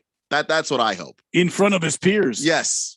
Random Texter says, I just joined the show, but you guys talk about the misogyny that they're trying to pass on Terry Bradshaw for his comments last night. From what I understand, I didn't see that part, but I read it. But Terry Bradshaw says, oh, look at you. You look pretty nice there. Because I guess she interviewed a player wearing cowboy boots and a hat. And I think, I'm not going to defend Terry Bradshaw, but I think he was just complimenting the cowboy boots and the hat. I don't think he was trying to, like I said, I didn't hear it. So if it's worse than that, you guys can tell me. But from what I read, he was just like, hey, he's like a cowboy hick. And so he's looking at her going, hey, you're wearing cowboy hick stuff. Good for you. And if it's anything more than that, somebody's going to have to fill me in because I didn't find that at all misogynistic. It's like I say to Randy, hey, nice looking hat there, Randy. And it's not like I'm undressing him with my eyes. Well, come on, Jeffrey. I know how you look at me. You watch me walk by your office when I'm in the office. Well, I would challenge anybody not to. Don't put your hand on my mouth. Your secret is safe with me. Okay. Thank you. Kyle G says that California pastor pisses me off. I'm a Christian, and my Christian high school played plenty of co-ed teams without any problem. Trying to use a Bible to keep girls off a field is as bad as using it to justify racism or slavery. Yep. That dude should resign from the pulpit right now. You're absolutely right, man. You are absolutely right. Hefty Lefty says, if she doesn't go by Icebox, she is missing a golden opportunity. If she doesn't go by Icebox? What? I don't follow. What? Are you talking about the ref or are you talking about the and then I don't even get it. So maybe do you get it? No. I hope it's not the way I'm thinking. We're going to move on. Screaming Eagle says, happy Friday. So glad the weekend's here. Been too busy and could not listen to your show as much as I want to. But when I have, it's always been entertaining as hell. Oh, well, thanks. As hell.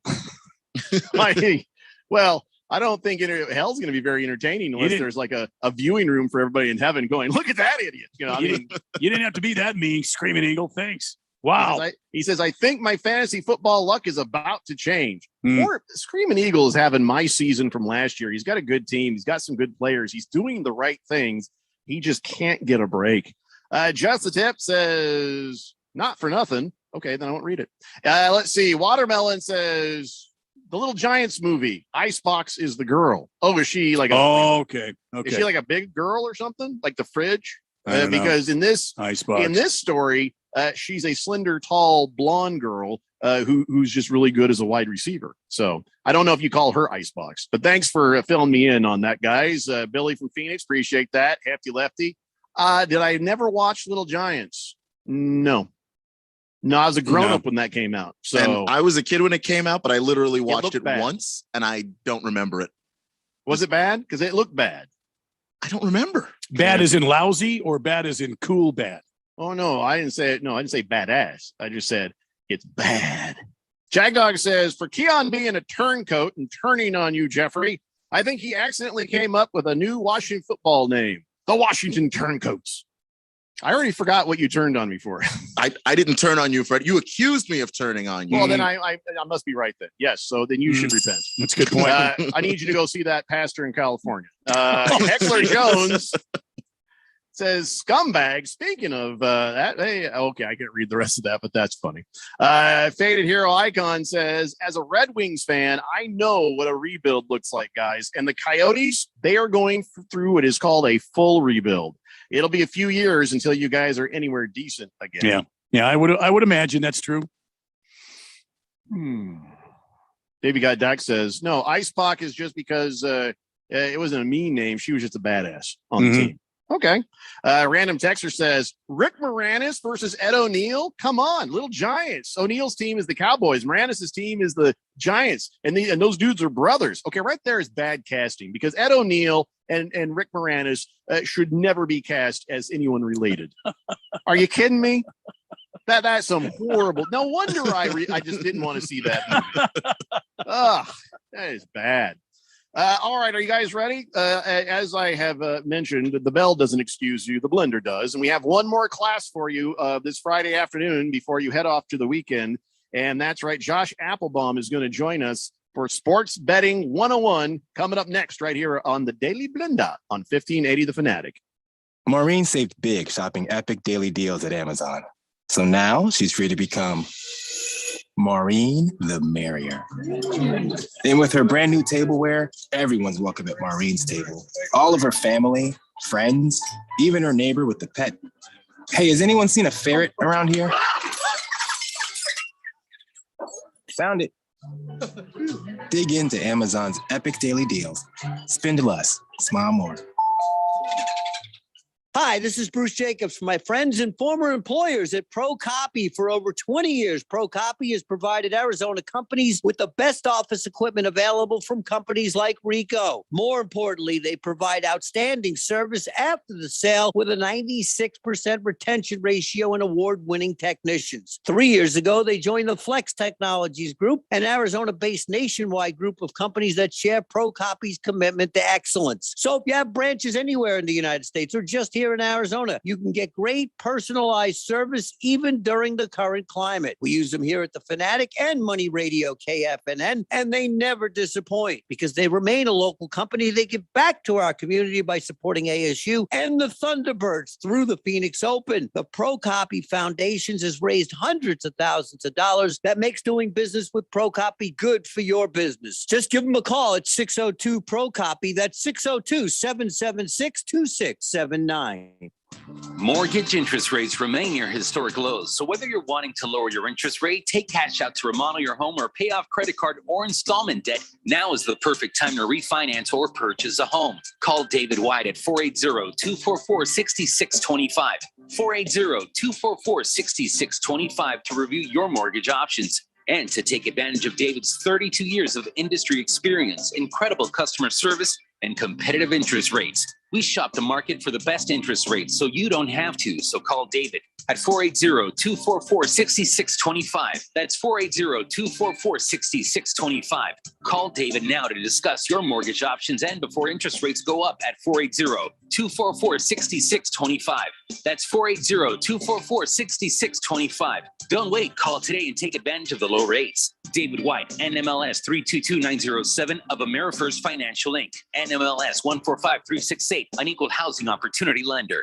providing you with the latest sports news, commentary, and analysis. My youngest daughter got engaged to her longtime boyfriend. She answered all the questions correct. The one question I always like to ask is, why do you love my daughter? You know that feeling when you misplace something and you can't find something and you just get that feeling in your stomach it's an important thing? And that's how I feel when I'm not around your daughter. Wow, Dale. You shut me down.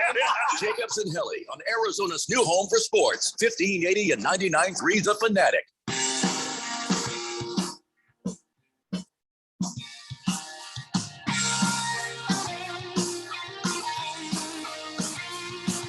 If somebody had said that to me about my daughter, I would probably punch him in the throat. So you are not manly enough to marry my daughter. Wow. Or either that or you're an insufferable kiss ass. One of those two things, because that would not make me tear up. That would make me think, oh, God, this guy's selling cars, or I don't know what's going on here. Yeah. Well, you're the eternal skeptic, I think. Oh, come on. That was just gross. My problem with it is when you ask that question, isn't the goal to make that person an insufferable kiss ass? In what way can they answer that question correctly without... I don't know, man. Something between the Hallmark Channel and a fortune cookie. I don't need somebody laying it on that damn thick. And a fortune cookie. Yeah. I mean, like they're laying it on thick because they know this is a make or break moment. Like they just go for broke. I'd have broke his neck. Anyways, that's not what we're here to talk about right now. What we're here to do is get a little education in the world of sports betting. And Josh Applebaum is with us. He's the host of Betting Across America. You can hear that Saturdays at 11 a.m. here on 1580 The Fanatic. And he's also the host of the Market Insights podcast. And of course, he wrote the book on it, Everything Guide to Sports Betting. You can find that on Amazon. And here he is now to spend a little time with us, giving us some insights and wisdom into the newly found sports betting movement here in Arizona. Hey, Josh, how you doing? I'm doing great, guys. Great to be with you. And it's the calm before the storm. We got a lot of big games on. I can tell you I'm a Sox fan. We got Sox Astros. We got college football. We got some NHL coming back. Big weekend ahead. So it's great to be with you on 1580. Yeah, and listen, we're not going to ask you any questions about the Coyotes ever. We don't worry. There's no reason. I mean, unless you're going to fade on the Coyotes, right? Well, now wait. I have a question. Maybe this is a good question to ask. So the Coyotes are going to be really horrible this year. Is there still some value on betting a Coyotes game? Can you still make money betting on a Coyotes game? So I would say, yeah, they look like they're going to be pretty bad. They've sold off a lot of their parts, and I actually cashed for my first NHL winners of the year, taking Columbus Blue Jackets and rolling over the Coyotes there. So one thing I would look at, guys, home favorites in the NHL. So, NHL, it's a money line sport. It's really not one of the most heavily bet sports. It's really nowhere close to NFL or college football, NBA, college basketball. But we do see an edge here to home favorites. They're off to an 8-3 start this year. Last year, they were 315 and 177, 64% overall. So you're making a little bit of money here. And I think when it comes to hockey, you can kind of throw away betting percentages and going contrarian things I like to do because it's a low bet sport. Now I'm wondering if, with TNT taking over and games on ESPN and more people maybe getting acclimated to hockey, we're probably going to see some ticket counts rise. But it's these angles, especially with these home favorites that I love, especially rest advantages. Like if you have a team that's on a back-to-back versus a team that has a couple days off. Hockey is such a grueling sport that advantage can really, be a big edge here for a lot of bettors. But just that home favorites thing, guys, they're doing great this year, 8-3 so far, 64% last year. And really the idea there is it's not the home crowd that gets you going. It's getting the last change. So if you're at home, your coach gets to see what the other team is putting out for their lines and can mix and match. And if you put out your top scoring line, you can put out his top D pair. But home favorites in the NHL, especially with line movement, you saw the Devils match tonight. They're up 1-0 on Chicago. That's a system that I really like to look for in hockey. So, Josh, do you mind answering the question of one of our texters, even though it's a lady who has threatened me physically? I'd love to. Yeah. Well, maybe you deserved it. I don't know. Well, it's nice of you to assume that. You're probably right. But Fed Fan wants to know if you bet on tennis, and can that be lucrative? So it can definitely be lucrative. Personally, I don't bet on tennis. I would say if you are into tennis and you want more information at VSiN, we have a great tennis expert, Gil Alexander, who's cashed a lot of tennis plays, and he's on Twitter at Beating the Book. So I'll defer to Gil. I focus on the major sports. I do dabble in, CFL, WNBA. I love betting the hot dog eating contest. I'll bet the Little League World Series. I'll bet pretty much anything except tennis and soccer. Those are the two I don't do. Well, now Fed fan's probably going to threaten you physically. I just want to let you know that up front. Hefty Lefty says, hey, Josh, I hear a lot about Tease Bets. How much should I spend at the Tease Cabaret tonight? Oh, come on, guys. Oh. He's not. Well, I'll tell you what, if you go in and get a lap dance from that one girl with a little thing in her lip, that's a gamble. But it's not what we're talking about right now. Yeah. Hey, last night I heard a lot of people grumbling and groaning, and I'm not quite sure I understand why, because at the end of the game, Tom Brady kneeled to run out the clock after the 2-minute warning. Sounds like a pretty good strategy to make sure you win the game and nothing bad happens. But why is everybody calling that a bad beat? Yeah, it's a great question. So to be honest, one man's or woman's bad beat is another great backdoor cover. So, I've been hit by bad beats, millions of them. But last night I was on the Eagles. So I was on the other side of that. It was a great gift. That's kind of what we call a backdoor cover. That's when a team that you have typically as a dog, is down all game, comes back and covers the spread. Because that was an interesting one. You had Eagles. They're about a 7-point dog at home. Everybody was taking Tom Brady and the Bucs. And really, the beauty is Nick Sirianni going for 2 points. So I was making fun of him with the highlighters and his visor and kind of looking like, Matt Patricia here, playing the part. I don't know if you're actually a football coach, but I give Sirianni a lot of credit. He went for 2. He covered that number. And then the beauty of Tom Brady kneeling is that, they had the ball in the red zone and they could have easily maybe scored, pushed that thing to a bigger number. But the beauty was Brady kneels. Sirianni went for 2 and cashed. You have a 6-point loss there. So you cover the +7. So again, terrible bad beat if you're on Tampa, because, if they just kick that extra point, it's a 7-point game. At one point, Tampa did fall to 6.5. So maybe you would have cashed there and then, score late and make it a 14-point game. But Brady, he doesn't care about your bets. He cares about winning. And I think that was a smart move. And as a Philly backer, +7 last night, you couldn't have asked for a better result. All right, now Hefty Lefty promises this is a legit question about Tease Bets. He says, what are they? And are they a useful tool? Yeah, it's a great question. So teasers, basically what a lot of people talk about, you hear it all the time, and it's very, very popular. But I think the betting public approaches it the wrong way. There's kind of a right and wrong way to bet teasers. So what teasers are basically, you can they're a style of a parlay bet where you're incorporating multiple bets into one, and you're typically getting 6 extra points for each bet. So for example, if you like a dog that's a 7-point dog, you could tease them up to +13. You'd have to pair that with some other legs. You could also, we see a lot of teases with totals, like, maybe the total is 50 and you like the over, but you could tease it down to, 40, 44, something like that. But here's the thing. Don't just bet teasers because you're getting better numbers. And, if you hit them all, you'll win big, similar to a parlay, smaller payouts, but same thought process. With teasers, you want to go through multiple key numbers. So somebody a long time ago, his name was Stanford Wong. He came up for the Wong teaser. So what that means is you go through multiple key numbers. So for example, the most key number in the NFL is 3. If you're watching games, you're at the bar, you watch football your whole life, you're like, wow, I see a lot of 27-24 games, a lot of 30-27, 20-17. The reason why is 3 is the most common method of scoring, the field goal.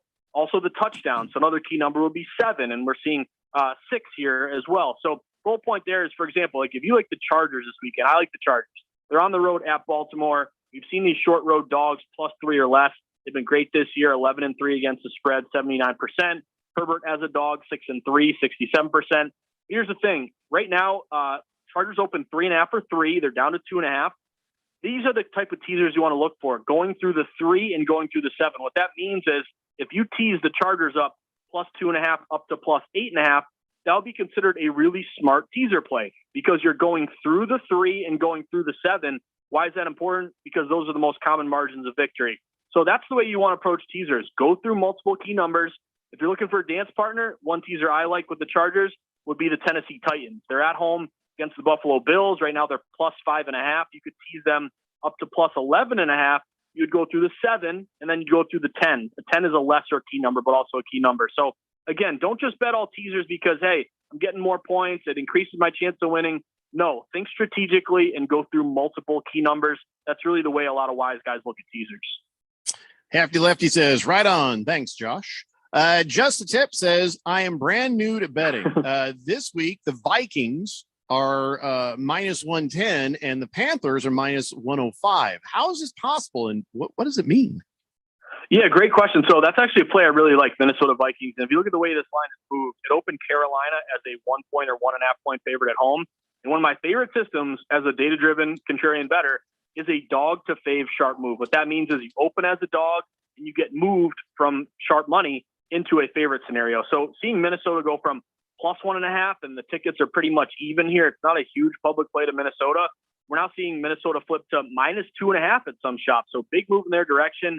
We have seen so far this year road teams with a line move in their favor are 59% against the spread because a lot of public bettors really overvalue home field advantage. So now that you're at minus 2.5, you missed a lot of the value. I'd look at a money line play. That's just winning the game. So instead of laying 2.5, you could go money line. I think around maybe minus 135.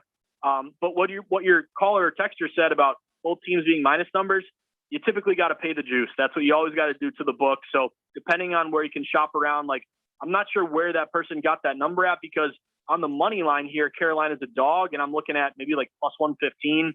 But I think the point there is if you see minus numbers both sides, you're paying the juice, that vigorish, that tax, that commission to the house. There's no way around it. You got to pay that minus number. Got it. Chamois says, is it always worth betting sportsbook boosts? It seems some bets are ridiculous, but if they boost it plus 100, So that's a great question. That with the gold rush of legalization going on and more, books expanding and more states legalizing, you guys know the drill in Arizona. I'm sure your people are getting pounded by odds boosts, sign up bonuses, all that kind of stuff.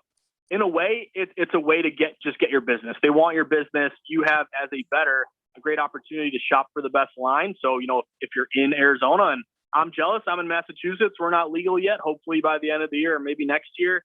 If you're in a legal state like Arizona, you can have 5 different apps on your phone, and then you go bet the game at the book that gives you the best number. So odds boost to me, sometimes it can be just a ploy to make you sign up and then get your foot in the door. But if there's a play you really like and they're going to boost it and give it a better number, it could be worth a shot sometimes. I always like, the refer a friend or the sign up bonus. That's oftentimes where you can take advantage and give yourself a little boost. But I don't think it's not a catch-22. They want your business. You can get a good number. If you feel like it has value, to me, it's worthwhile. All right, Josh, you got any good inside tips for us for the weekend of betting? Got any sure things for us? So I never have anything sure thing for you because we know betting's tough and there's no such thing as a guarantee. But I'll tell you one thing in your neck of the woods. Arizona State against Utah. This is a really interesting game because Arizona is ranked and they have a far better record than Utah. Looking at Arizona State, right now they are 5-1. They're 3-3 ATS, but they've won 3 in a row. They're flying high, looking good. And yet they go to Utah, who's unranked, and they're only 3-2. They're 1-4 against the spread. And this line only opens up Arizona State -1. Right off the bat, that raises alarm bells. Why is a ranked team against an unranked team with a better record only laying 1 point? Seems fishy to me. The public is all over Arizona State, better record, higher ranking, short number, take it all day. But what we've seen is even though majority of bets are on Arizona State, this line has fallen to a pick 'em. That means basically it's an even game. It's a 0 spread. So the line's going to Utah, even though everybody and their mother is on Arizona State. I like Utah there as a money line bet at home. Then I'll just tell you for the NFL, a couple games that caught my eye, Miami and Jacksonville. Anytime you go to London, we've seen a big edge toward overs. For whatever reason, we see an increase in scoring. Maybe you want to show out, in front of, a new crowd there across the pond. But we've seen over 62% in these London games. Like the over Miami-Jacksonville, it opened around 45. It's bet up to around 47. We talked about Minnesota being very sharp dog to favorite. The Chargers falling 3.5 to 3 or now 2.5 are taking in some money. But I'll tell you this, guys, my New England Patriots, you want a bold pick this weekend? Grab the points of the Pats. Everybody is on Dallas. It's the most lopsided play of the week. Almost 9 out of 10 bets saying Dallas, they could easily be undefeated if they win that opener against Brady and the Bucs. They're riding high. They're blowing everybody out. But yet that line, it opened around 2. It got all the way to 4.5. Dallas is a favorite. Last 24 hours or so, this line has fallen 4.5 to 4, now down to 3.5. And I see the juice on a lot of these 3.5 looking like it may go to 3. So Patriots, guys, if you can get it, the hook 3.5 or better, that's a bold play for me this weekend. I like New England and the points at home. I hope you people are taking notes. That's all I've got to say right now. When the teacher's talking, I hope you're taking some notes because you're only hurting yourself if you're not. Hey, let me ask you a question real fast. I'm going to rewind a moment back to the Jacksonville. Do you think Jacksonville? I mean, this is. I'm just asking you a question. Is it? I'm not looking for a bet on this, but Jacksonville, are they going to win this week? Do you think they'll finally get their first win, or is that going to take a while longer? It could take a while. I mean, the Jags, they had one of the lowest win totals. I think it was around 6. Actually, got down on that under, so I'm feeling good every time they lose. But I just think, historically, and a lot of bettors, who've been in the game a while, they love to fade. And what fade means is bet against rookie coaches, rookie quarterbacks. You're up against the wall if you're a rookie QB, as well as a rookie head coach. We've seen all these, turmoil, swirling here around Urban Meyer. I just think this team is one of the worst defensive teams, and now going up against Miami, who doesn't have a great record, but I think is much more well coached and much more fundamental. I think it could be a long year for the Jaguars. And on that topic, guys, the Vegas Raiders going to Denver, all the John Gruden stuff, which has been a firestorm here. Denver opened -3 at home. They're up to -4. A lot of bettors always just automatically bet on teams once they lose their head coach because, you want to play for the guy who maybe you didn't play well and got him fired. You want to make a good impression for your new coach. But I think this thing might splinter and really go in a bad direction here for Vegas. I could see this thing getting worse as, more information comes out and all the stuff Gruden said. Denver got hit pretty hard at home, -3 up to -4. I'd be looking to bet against the Jags, bet against Raiders, bet against the Jets. These are the teams that, you don't blindly bet against them. But if you can, layer on some boxes and, find some sharp moves and just happen to be betting against bad teams, I'm fine with betting against these teams down the stretch. All right, one last question. We got Josh Applebaum from Betting Across America from the Visa Network giving us a little education on sports betting. Big George wants to know, he says, question for the betting expert. Would you take the over 6 goals in tomorrow's Arizona Coyotes versus Buffalo Sabres game? Because the Coyotes just allowed 8 goals yesterday to Columbus. So it's a great question. I got to, get the data on this game. I'm looking at it right now. You may be able to get a 5.5. I'm seeing over 5.5 here, Arizona Buffalo early game. But I wouldn't automatically, just because something happens to an extreme, just, rely on that, because you got to remember, the odds makers are the sharpest people in the room. They're going to set these lines based on the data. And we, feel like, hey, everyone's going to be taking these overs for Arizona. Maybe some of these odds makers say this should be 5, but since everyone's going to bet the over, let's jack it up 5.5. Sometimes you can fall into a shaded line or inflated number. So I'll be honest with you guys. If you bet a lot of NHL totals, you're going to take off a lot of years of your life. I usually play unders or nothing. But here's the thing. If you play totals, just wait until you have an under 5.5 and it's a 3-2 game. And then you give up an empty net goal with 5 seconds left. Those totals in hockey are really difficult with empty net goals.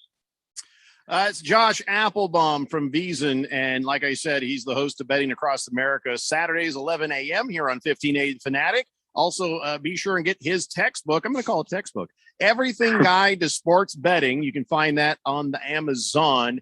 And, well, Josh, listen, by the way, just real quick, I was going to say good luck, good betting. Is that okay to say? Because I know in acting, if you say good luck, you say break a leg, and you never say Macbeth in a theater. Is there any sort of thing with bettors that I got to be careful not to say? Hey, I would always take a good luck. The worst thing you can be in betting is a mush. So a mush is someone who, anytime they're around, you tend to lose a game, and sometimes they give you bad luck. But absolutely not. I'll take any good luck, any good vibes. I have my own superstitions when it comes to betting. So hey, anything positive energy, I'll take all you got. All right. Well, positive energy to you, Josh. Thanks a lot. And we will see you next Friday for the next edition of Sports Betting 101. Appreciate it, man. Thanks, guys. Good luck this weekend. All right, guys. We got to take a break. We'll be back with more of the Daily Blender after this here on 1580 The Fanatic. Still looking for that one special voice that makes you fall in love with podcasts?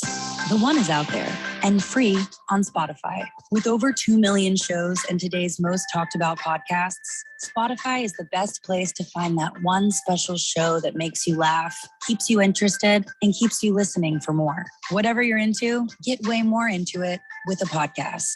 Find the one you've been listening for right now, free on Spotify.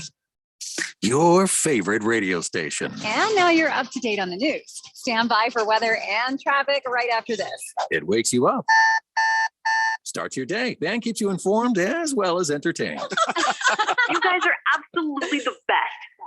How do you like to work here? At The Fanatic, we're looking for commissioned sales reps to knock on doors, set up appointments, and extol the benefits of advertising with your favorite radio station. Send your resume to jobs at 1580thefanatic.com. You don't sit behind a desk every day to earn a living. You're out and about making it happen. And sometimes you get a little bit behind on your paperwork, like bookkeeping and paying your taxes. It's easy to get behind on paying your taxes. It happens to the best of us. And you know what happens next. The big bad IRS comes knocking on your door. And when that happens, you need to call the good old boys at the Tax Doctor. Let them do what they do best. Deal and negotiate with the IRS so you pay the lowest you can in back taxes that the law allows. We are a 100% U.S.-based company, and we've saved our clients millions over the years in back taxes. If you owe $10,000 or more in back taxes, call my friends right now at the Tax Doctor and learn more. 800-628-6070. 800-628-6070. 800-628-6070. That's 800-628-6070. Every year, millions of men, women, and children are sex trafficked worldwide, including right here in your own backyard. Victims can be of any socioeconomic background, age, race, gender, or nationality. Traffickers take advantage of individuals who are susceptible for a variety of reasons: violence, manipulation, or false promises of providing shelter and food. Well-paying jobs or romantic relationships are the tactics used to lure victims into trafficking situations. This can happen in any community. CC's Hope Center's mission is to improve the life and future of young women ages 18 to 24 who are at risk or victims of human trafficking and sexual exploitation. Attend the November 9th, 2021 Night of Light event and learn more about the issue while supporting this worthy cause. CC's Hope Center is a nonprofit 501c3 and an Arizona qualified charitable organization. You can receive an Arizona tax credit for your donation. For more information, go to ccscenter.org. That's CECES Center.org or call 480-465-7044. Your home for sports. 1580 and 99.3 The Fanatic.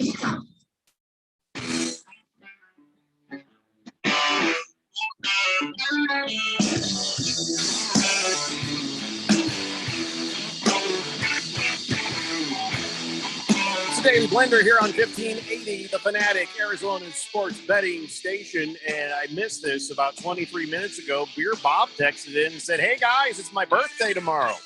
So I'm off to celebrate with some beers and a cigar. Randy, please pour me a nice birthday shot and a beer." There you go, Beer There you Bob. go, my Sorry. friend. Yeah. Sorry I missed that earlier, but happy birthday to you. Baby Got Dak says, "Keon, do you also find it disturbing that your Washington football team is retiring Taylor's jersey before the game this week? Does Dan Snyder think we're dumb? Yeah, we know he's trying to distract his fans from what a horrible human being he is." Why are people trying to trigger our friend Keon? No, I think it's egregious. I think it's egregious for multiple reasons. I don't think he thinks we're stupid, but I think it's the only card he's got left to play. So he's just going to go ahead and play it and waste everybody's time that way. And Sean Taylor is one of the great players of our organization and a person who means a lot in that area for all the stuff that he stood for and that he was tragically taken away from us. And his number should have been retired ages ago. So are they going to retire his number and allow the fans to be able to buy tickets to go to that ceremony? Of course not. They're going to use it as a distraction, announce it 3 days before the game, and no one's going to be able to go see it. Yep. Classic misdirection is what that is. 888-368-1580. Now, I've got a man card violation right here, right now. Must dole this thing out. Okay. And it goes to Juju Smith-Schuster. Uh-oh. Because here's what he said. He went up there and he addressed a crowd at an event for his Juju Smith-Schuster Foundation or whatever it's called. And he's just like, yep, when I found out that I was out for the season, I sat there and I cried and I cried. I cried all night. I cried because I love this game so much, more than anyone can know. So here's the thing. Yeah, getting a little emotional, that's one thing. But crying and crying and crying all night, that's a man card violation. Could he have been overemphasizing the fact that he may have become a little emotional, perhaps a little misty, that he's not going to be able to play the rest of the season? And he used that as an emotional draw to help this organization he was speaking in front of? I don't know that Juju Smith-Schuster is that sophisticated. He's a very young man. He just barely got his driver's license. I see. He's a great guy. He's a good kid. I really like Juju Smith-Schuster, and I was always worried that some of that Antonio Brown crazy would sort of drip down over to Juju Smith-Schuster, but so far seems like he's okay. I mean, he was a dumbass with the social media, but he loves the TikTok a little too much, right. but But outside of that, no, I don't think he's trying to be manipulative. I think that that is just the current state of young men these days. They think it's okay to just cry whenever. But don't you think, I just heard you both say he uses the social media quite a bit. Mm-hmm. Hey, wouldn't he get on the social media with his boo-hoos and his big crocodile tears coming out of his eyeballs and say something like, "Oh, I can't stand it. Can't be away from the game. Help me, I'm so sorry. I feel so bad." Well, it found its way out, Randy, because he did it in front of a crowd at a charity thing. He cried at the charity thing? He talked about it. So if he was going to share it, I think he tried not to share this with the world. And then, of course, he talks about social media. He says, "I know the whole social media thing and the TikTok and the dancing. I do it because it's my personality, and I love it. Don't get me wrong, football will always come first. Without football, I wouldn't be who I am today. Without football, this foundation wouldn't be here. I wouldn't be a role model for a whole lot of people if not for football." And so you need to remember that, Juju, and maybe keep it to yourself about the crying all night. That's all I'm saying. I know you're all thinking I'm cold and I'm heartless. A little bit. That's a man card violation for you. It's just a week. Yeah, I'm not. I don't think that way. No, I think you're spot on, but I want proof that Juju actually did cry and cry You and think cry he's all lying night. about it? Now you're calling Juju a liar? Well, it's a foundation, is it not? It's a charity event, is it not? It's Don't supposed lie you're supposed for to charity? you're supposed to invoke emotion. You're supposed to see how much this guy cares, and that way you give more. You dig deep. You get a crowbar in your wallet and your purse, and you open it up, you rip it up, and you dig deep and throw out there in the foundation. Yeah, but that would make him sort of evil, and I don't think that's him. I think he's a good guy. I don't think he's trying to be manipulative, but I did not say evil nor manipulative. I'm just saying it is still wrong to lie to get people to do what you want. I don't think he literally cried all night. It's just exaggerating for effect. Well, and so you're now saying that it's impossible that he could have cried all night. So isn't that manipulation? Then I rest my case. So basically, Randy White says Juju Smith-Schuster, liar, liar, pants on fire. Mm-hmm. What was the rest of that? A telephone wire? Hanging from a telephone wire. Oh, okay, yeah. Well, I never understood that. Well, I get the liar, liar, pants on fire, but how the hell they end up hanging from a telephone wire? Perhaps you fell. I don't know. Perhaps you were doing a tightrope on the telephone wire and you fell. Yeah, when your pants caught on fire. Your pants caught on fire from the electrical currents that are flowing through there. You take an electrical cable to the crotch. Yeah.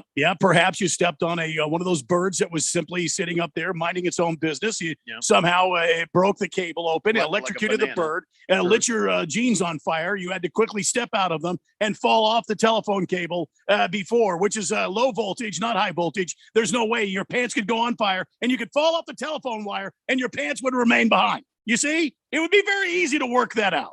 There is another option.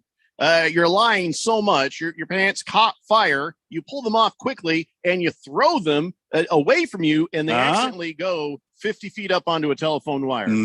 It's a strong throw. Yeah, granted, Randy, I think yours is more realistic. Thank you. Because as you know, people who lie do like to do tightrope acts on telephone wires. Yeah. Mm-hmm. And there could be some power lines nearby. You know what? I think you're right, Randy. Thank you. I think you're right. I withdraw my protest. Chief Skulls Burner says, "Afternoon, gentlemen. That's all I got. It's been a hell of a day." You ain't kidding, buddy. You're telling us. Mr. Wilbur says, "Now for instance, Randy, where to drop a bottle of 60-year-old whiskey, I can maybe see him crying all night long. Come on, Randy. Would you cry over spilt whiskey? You know you would." That's Mr. Wilbur saying that. No. No. Mm-mm. Be bummed out about it? Yes. Oh, do you disappointed? Sure. Go get more? Probably break into my office and grab a bottle? Yes. Cowboy Sparky says, I'm crying right now, Jeffrey. Hug me. Yeah, that's a big no right here. That's a no. I don't know what answer you thought you were getting. If you're man, that's a man card violation. Cheese Skulls Burner, thank you for that. Let's see. Fed Fan says, happy birthday, Beer Bob. I don't know if he heard us even at all because that was like a 20-minute old text. So sorry about that. 888-368-1580. Oh, by the way, you know what I love? I love how when the newspaper just leaves out information. So you guys may have heard that Bill Clinton ended up in the hospital.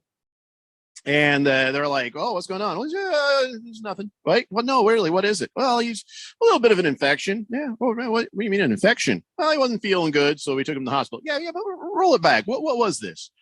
Well, he was diagnosed with a urological infection. Uh-oh. Wait, sorry, what? Does he have burning in the P tube? Is that what's going on? Who's going to be surprised that Bill Clinton is being treated for burning in the old P tube? That's right. I just Googled it and all of the headlines just say non-COVID infection. Yeah. Non-COVID. Yeah. You don't get COVID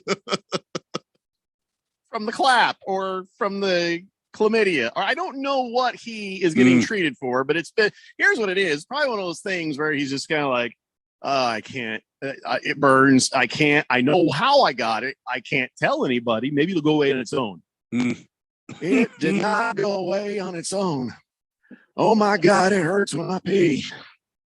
Hillary. I might have what are those things you have? Urinary tract infection. She's just like, shut up and get in the car. I know what you have. This is not a surprise to anybody. Jeez. Garbage penis. That's what you've got. Garbage penis, Bill. That's one of those things you whisper to the Secret Service and just say, quietly take me to the hospital. But then you realize there's an entire envoy and everybody knows you're going to the hospital. Mm-hmm. And for why? I did not have sex with that stripper. But if you have any cranberry juice, I could really use it. Jeez. Oh my God. 2 gallons. I think I just need 2 gallons. By the way, I'm trying to do the older Clinton voice. I've tried to age the voice just in case. Yeah. I think it's working. Thank you. Shamoy says sources say Clinton has been diagnosed with restless anal syndrome. Oh, jeez. Oh, he might die. That's bad. Thundar, the Santa Barbarian, says, don't worry, Keon. We all know you're trying to say Juju was using hyperbole, exaggerating for effect. Kind of like when Jeffrey says Kyler Murray is not tall enough to see over his offensive line. Wait, that's not a whistle thing. He's just using that as example. Mm-hmm. Hyperbole. Yeah. But what that is also called, when I say that, is the damn truth. And I'm not trying. No, that's Russell Wilson goes. No, that's a whistle. It's not a whistle. It's a true thing. He has to move outside the pocket to see down the field. Russell Wilson ends up doing the same thing. That's a fact, Randy. Drew Brees had to for years. I am not making any short jokes, and I respectfully request that you withdraw that flag. I'll take it into consideration. We need an instant review because he knows damn well I'll forget. Big George says, yep, I think we all know where Bill Clinton got his UTI from. Probably got it from Hillary. Glad to see the old man still getting some action. Oh, damn. No. That's not what I'd call action, but okay. I would, if I were to bet money, that's not where I would bet that he got it from. Why, but, Big George? Why? Since you can bet on anything, since you can bet on anything. I would almost bet on that in that marriage. I'm thinking decades or more. Wow. Long periods of silence. Is that what you're saying? Yeah. Is that the Jeffrey O'Brien lock of the day? Lock of the day. I'm trying to stay out of trouble, actually. I'm being kind right now. Lock of the day. Yeah. Yeah, that That log ain't been in that. No, I got Can't if do I it. word this wrong, we're all in trouble again. Can't do it. Don't do it. Just got to repeat. I like this job, and I just got here. Just saying. There's so many euphemisms flying around in my head right now. It hurts. I bet. Just Tip says, hey, as long as we're on the subject, if you were as old as Bill Clinton, wouldn't you be overjoyed to have any kind of sexually transmitted disease rather than knowing the spigot was rusting from underuse? Seek immediate medical help for an erection lasting more than 4 hours. Yeah, I think when it finally goes down, you just rather not have that burning fire coming out of your pee hole. Pretty sure. Let's see. Thundar says, see how I tricked Jeffrey into getting a whistle there? Yeah, well, that's not fair. Blissful Hayes says, well, maybe Hillary gave Bill an STD. Again, that log ain't been down that river. Oh, boy. In many, many years. I like how he stopped himself from saying it, then he went right back to it. I couldn't help myself. Wow. Yeah. The texts coming in are almost even worse. We'll be back. It's the Daily Blender here on 1580, The Fanatic. Hey guys, Jeffrey O'Brien here. Listen, when we're all working on our shows here at The Fanatic, we're totally focused and we don't want to worry about the other things. You know, like the technology that runs our station. That's where Affinity Technology comes in. They run all our IT so we can focus on what really matters, our business and our listeners. These guys handle literally everything. If it plugs in, they work with it. They've saved us tons of money and have kept us focused on what really matters. Affinity Technology, they can do the same for you. Go to atechaz.com. Be sure and tell them I sent you. This is Aaron Warby, host of the Bulls and the Bears Radio Hour. In the show, we try to teach the tools, rules, and strategies that traders and investors need to do better with their wealth and portfolio income. But most of the time, an hour is just not long enough. At Online Trading Academy, we believe that the average person should be given the tools, rules, and strategies that Wall Street's elites have been using for years to outperform others. Are you one of the millions that have recently established a trading account? Or have you always wanted to trade or take a more active role in guarding and growing your own wealth, but have not had the know-how or confidence? We want to invite you out to a complimentary 3-hour power trading and investing workshop, where you'll learn what it is that the professionals use to limit their risks and maximize their possible gains in both trading and investing. To register, call 8448-TRADER. That's 844-887-2337, or text the word stocks to 25029. Again, that's stocks to 25029. Reserve your seat now. Mortgage interest rates remain near historic lows. So whether you're wanting to lower your interest rate, take cash out to remodel your home, or pay off credit card or installment debt, now is the perfect time to refinance or purchase a home. Call David White at 480-244-6625.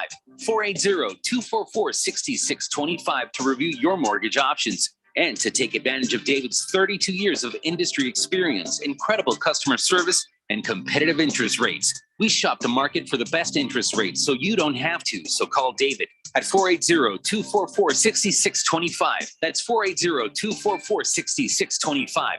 Call David now to discuss your mortgage options and before interest rates go up at 480-244-6625. That's 480-244-6625. Don't wait. Call today and take advantage of the low rates. David White, NMLS 322907 of AmeriFirst Financial Inc. NMLS 145368, an equal housing opportunity lender. Distracted driving is dangerous, Arizona. When you pick up your phone to send a text message, you're putting lives at risk. When you pick up your phone to take a call, you're putting lives at risk. When you pick up your phone to check an email, you're putting lives at risk. And now, when you pick up your phone while driving, it's also against the law in Arizona. Don't get a ticket. Don't pick up your phone. Sponsored by Arizona Chapter, National Safety Council, and Governor's Office of Highway Safety. Live from the Harmon Solar Studios in Scottsdale. This is KQFN Tempe. Also transmitting on K25CD Phoenix, 99.3 FM. And K240 U Fountain Hills at 95.9 FM. It's time for the third hour. Quiet, people, settle down. Because it's time. Time for what? Showtime. When does it start? Right now. 3, 2, 1. Let's get on with the show. Let's do it.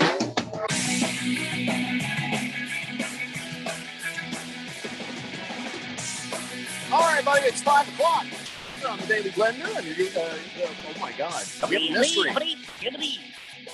I'm sorry. I stumbled across a mystery. I'll get to it in a moment. I'm your good friend, your radio pal, Jeffrey O'Brien, alongside my heterosexual white partner, Randy White. We got Keon Rose pushing the buttons, and you guys are on the Fanatic text line, 888-368-1580. Broadcasting live in the Harmon Solar Studios in Scottsdale. And a new texter has texted this in from an 816 area code. What? 816? Yeah, I don't know what that is, but it says, well-used mitt, thought you might like this. And if I zoom in on the middle of it, I'm trying to read it. Is it Rain C-E-Y? I can't, Ron C-E-Y? Ron Say. Ron Say. Ron Say. I guess a Ron Say grip tight pocket snap action A2130 Wilson mitt. Wow. Okay. A Ron Say model mitt. Okay. Ron Say, the famous, they called him the Penguin because of his the way he ran, very stiff-legged, and the way he played the game. He played the hot corner for the Dodgers. Who is this texting this in? That is the mystery. And also 816, by the way, Kansas City. Somebody from Kansas City, Missouri. So very, very curious. Thank you.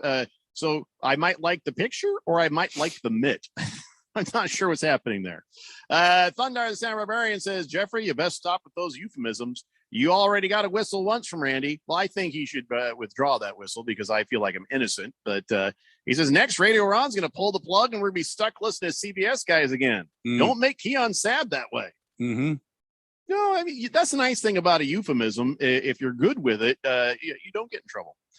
Blissful Hayes seems to think, really? You're going to go back to a Monica Lewinsky joke? Hasn't it been enough years? 30. I think it's been 30 almost. Random texter. Thank you.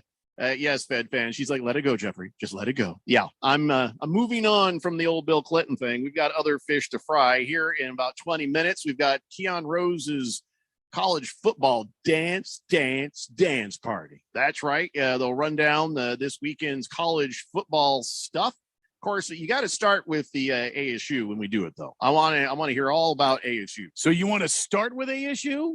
Because I try to use that as my last game that he breaks down. Keon, I want to end with ASU. I want to make sure. That's what you said. That's what I heard him say. Yeah. Boomer Sooner says, shoot, Jeffrey, I've just thought about it. If Keon's getting into betting, I think he means betting, not betting. And he's like the fourth guy in that seat since I started listening. Will he become like the other guy? No. See, Keon was already doing some betting, but he was not a degenerate sports gambler. He's just a guy who plinked around, had a little fun, and that was it. So no, I think he'll be fine. Don't worry about him, Boomer Sooner.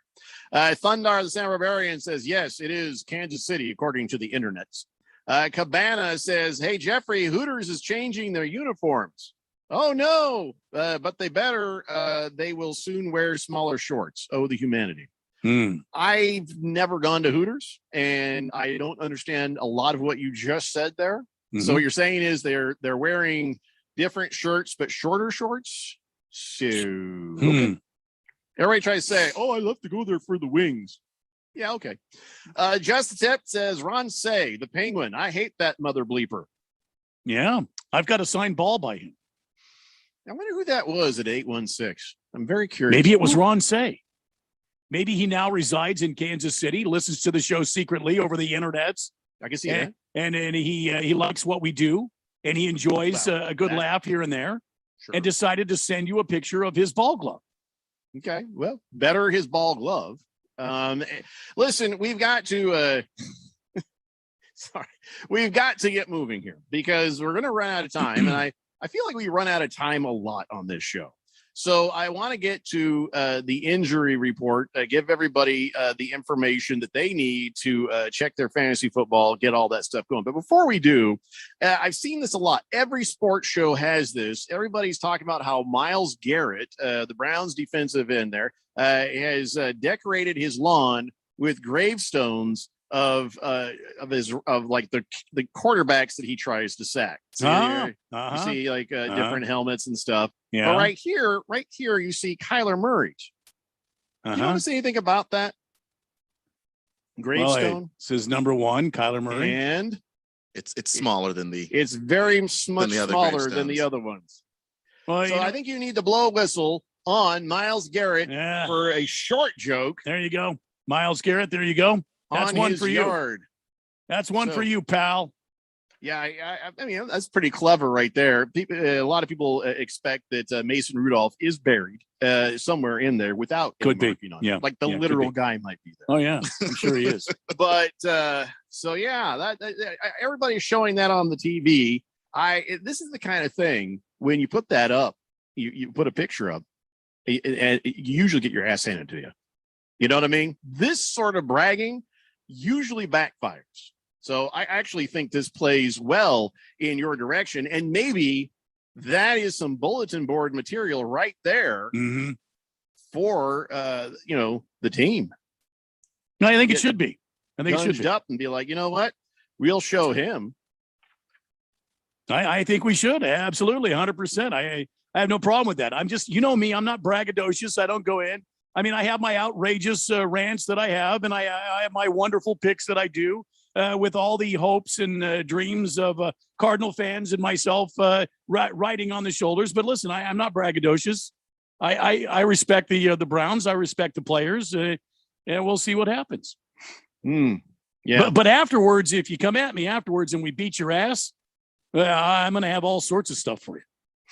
Well, I just thought I would point that out, and before we move on to all of the injury reports and stuff. Yeah, I think that's good. Yeah. It's kind of like the sheep herd, I haven't heard from any Rams fans coming at me, especially after I said, you guys better go clean that new stadium. There's whoop ass all over the place.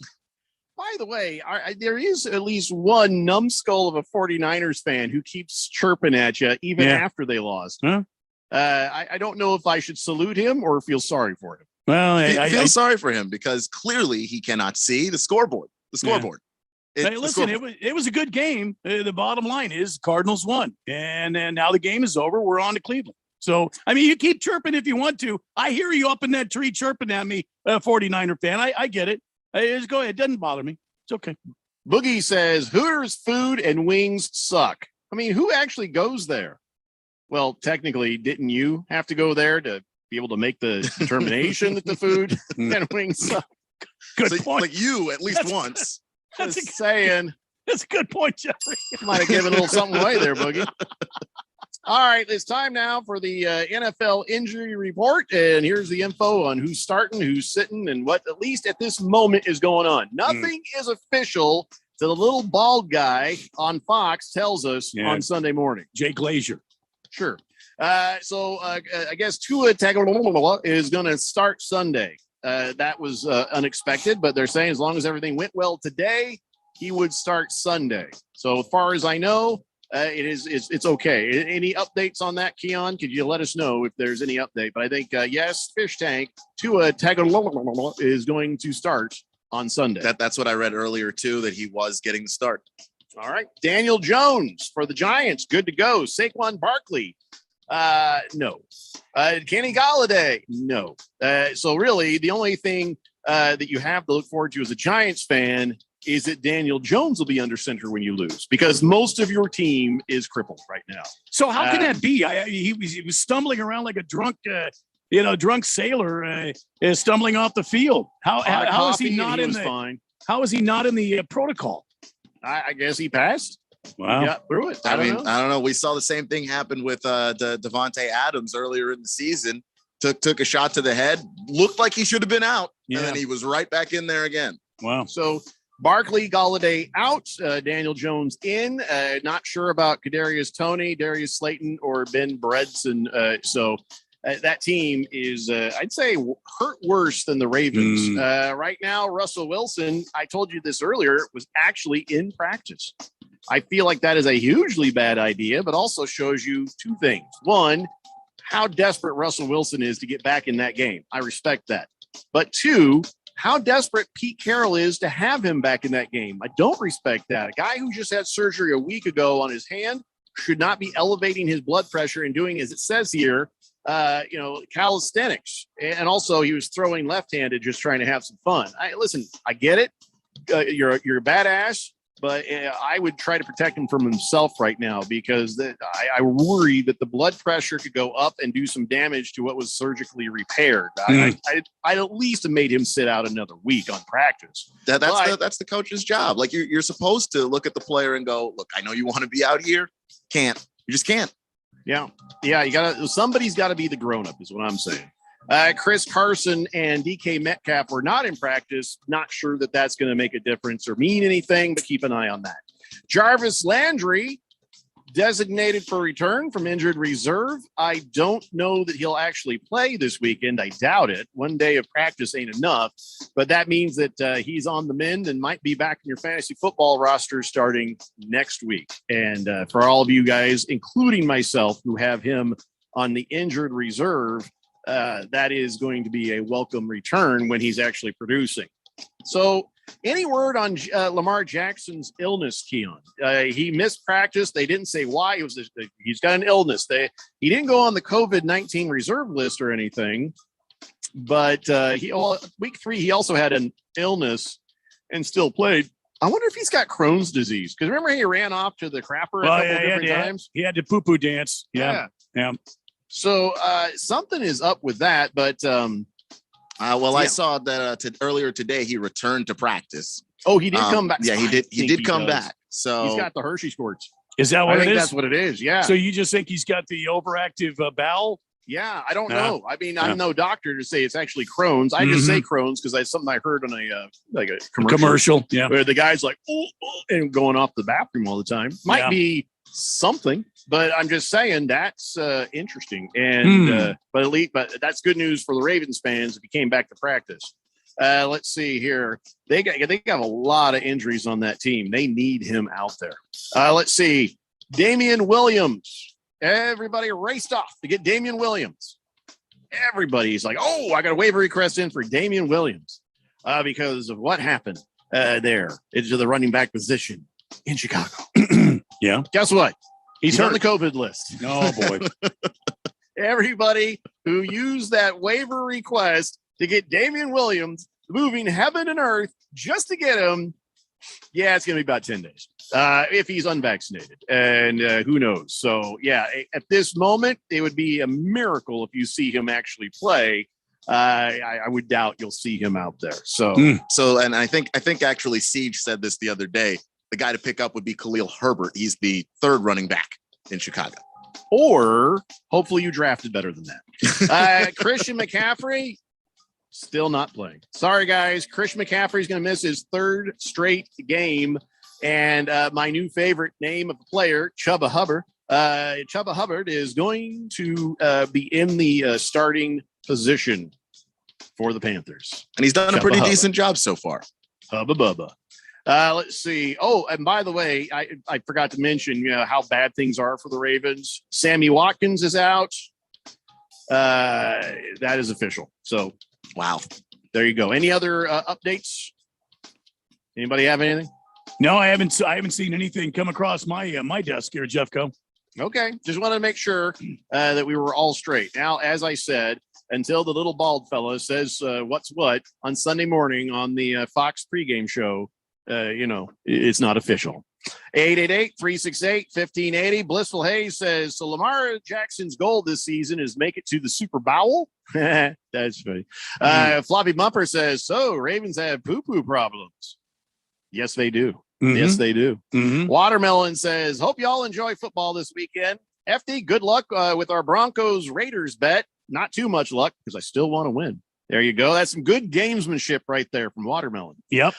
Random Texture says, you ever notice, every time somebody starts something with you ever notice, I think of Andy Rudy from 60 Minutes. Yeah. You ever notice on Ravens home games that any waste management porta-johns on the sidelines or not? Yeah, there should be. I mean, that would be a prime advertising opportunity. They just have Lamar Jackson's name on the door. That's only for him. Right. And have one of those locks where he's like, your fingerprint opens it up. So only he can use it. I wonder why they don't do something like that. You ever wonder why I sat here for so many years after I passed away, and 60 minutes kept going to me. Kyle G says, major conspiracy theory, Jeffrey. Ooh, major conspiracy theory. Wilson and Petey are planning on leaving Seattle together. Pete played him this week, and it gets him fired.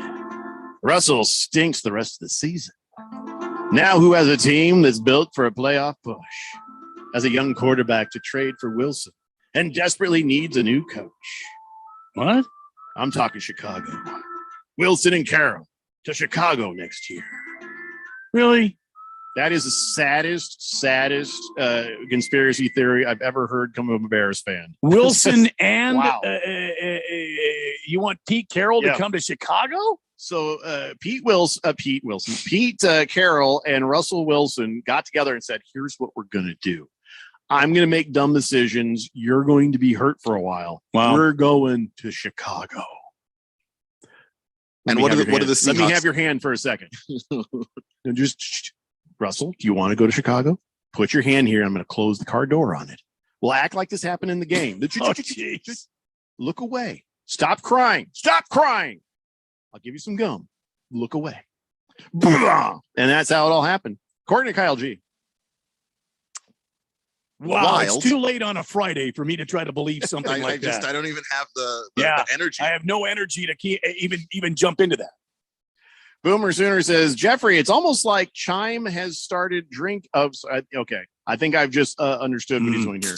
Mm-hmm. Jeffrey, it's almost like Chime has stopped drinking and he's making some pretty darn good moves in the last year and a half. Well, he may have stopped drinking, but we will see if these do turn out to be good moves. Zach Ertz is an upgrade in the tight end department, but not something to write home about. A bunch of the guys that are on the Cardinals roster, elder statesmen, playing well. Everything's fine until it's not, right? It only takes a couple of injuries before everybody wants Steve Keim's head on a spike again. So yep. I say let's just wait and see, Boomer Sooner. Let's see. Floppy Bumper says, well, I hope you gentlemen have a wonderful weekend. I'm taking the family to the happiest place on earth, Orlando, Florida. All right. Cheers, boys. That's the happiest place on earth? Well, to be fair, it is the self-proclaimed by Orlando happiest place on earth. So it may not be true. Go there. I will never go there. I will never be there. It's okay. You know what? Somebody said something is like, I heard, you know what? My wife was talking to somebody. I can't remember what it was. Somebody went to Disneyland. She's, gee, I wish I was in Disneyland. I'm like, I don't. Standing in line for an hour and all these people is spreading their damn COVID and stanky butt and all whatever else around. And, I don't want to be at Disneyland. Horrible. I mean, I don't understand how kids think it's okay. I mean, you would think kids would scream, I don't want to go to Disneyland. Why? Because the lines are 45 minutes. Kids don't have the attention span to hold just a regular conversation with you before they grab their pad or whatever or do it. But they can stand in line for 45 minutes and be like, this is good. This is okay. I don't understand. Because it's Disney World. They know kids don't have an attention span long enough to do that. So they got the princesses walking by and the stormtroopers and then Hercules. Oh, well, okay. The princesses is for the dads. Okay. That's right. I don't know. Disney is not a place. I mean, I'll take the kids. I'll take the kids for them, for the memories, but please don't make me do it again. Oh God. I got one more in me before I just don't care about the children's dreams. I hate that. All right, we're going to take a break. Back with Keon's college football dance party. It's the Daily Blender here on 1580, The Fanatic. This is Brent Musburger's Action Update on 1580 and 99.3, The Fanatic. Simple Green is perfect for making your auto, RV, cycling, boating, and other sporting equipment look like new. SimpleGreen.com. Pac-12 football coming up tomorrow. Number 18, Arizona State traveling to Utah. This game is considered a pick-em. The over-under is at 51, while Arizona, they're on the road at Colorado tomorrow. Colorado favored by 6, the over-under at 46.5. The Pac-12 weekend begins tonight with number 9 Oregon hosting Cal. Oregon a 13.5-point favorite, over under at 54. Other Pac-12 football coming up tomorrow. Stanford a 1.5-point favorite at Washington State. Washington a 1.5-point favorite. They are at home against UCLA. For the latest odds all the time, visit vsin.com. I'm Matt Pauley. This has been your action update on the Fanatic. If you're considering refinancing or getting a home loan, listen up. This is Dale Hellestray, and when you need a mortgage, the team I use is led by my good friend, Jeff Locks. And here's why. Jeff and his team negotiate with over 50 lenders to find the best possible deal. Your home has gone way up in value over the past year, so why not utilize your home equity to reduce your monthly expenses or even pay off some debts? Interest rates are still at all-time lows, and if you obtained your current mortgage prior to 2020, you can save a lot of money. Here's the best part. There's absolutely no lender fees. Jeff is truly Arizona's low-cost lender with over 30 years of experience. So call Jeff Locks, and if Jeff can't save you money, you'll get a free $50 Amazon gift card. This is a winning play, so call Jeff today, 480-202-0692. That's 480-202-0692. Jeff Locks, NMLS number 1003782, National Mortgage License number 181106, Bear Financial Group, AZMB-09047774, Equal Housing Opportunity. Still looking for that one special voice that makes you fall in love with podcasts? The One is out there and free on Spotify. With over 2 million shows and today's most talked about podcasts, Spotify is the best place to find that one special show that makes you laugh, keeps you interested, and keeps you listening for more. Whatever you're into, get way more into it with a podcast. Find the one you've been listening for right now, free on Spotify. Does your company need bonds? Hi, this is Dave McKee, president of Constructors Bonding, inviting you to learn how our team can deliver better bonding than any competitor anywhere. Our relationships with every major surety get you the credit you need fast, and we never stop working to exceed your expectations. Call me personally at 602-432-5929. That's 602-432-5929 to learn how Constructors Bonding is your solution to better bonds. Your favorite radio station. And now you're up to date on the news. Stand by for weather and traffic right after this. It wakes you up, starts your day, and keeps you informed as well as entertained. You guys are absolutely the best. How do you like to work here? At The Fanatic, we're looking for commissioned sales reps to knock on doors, set up appointments, and extol the benefits of advertising with your favorite radio station. Send your resume to jobs at 1580thefanatic.com. Providing you with the latest sports news, commentary, and analysis. Let me tell you, the Pac-12 is don't listen to the excuse and all they cannibalize. Yeah. What it is, it's a very mediocre conference with one really good team, ASU, probably good team in Oregon, but it is not about that's an excuse. Don't listen to these people. It's mediocre, and they need to fix football, and they need to fix it quick. Jacobs and Helly on Arizona's new home for sports, 1580 and 99.3 The Fanatic.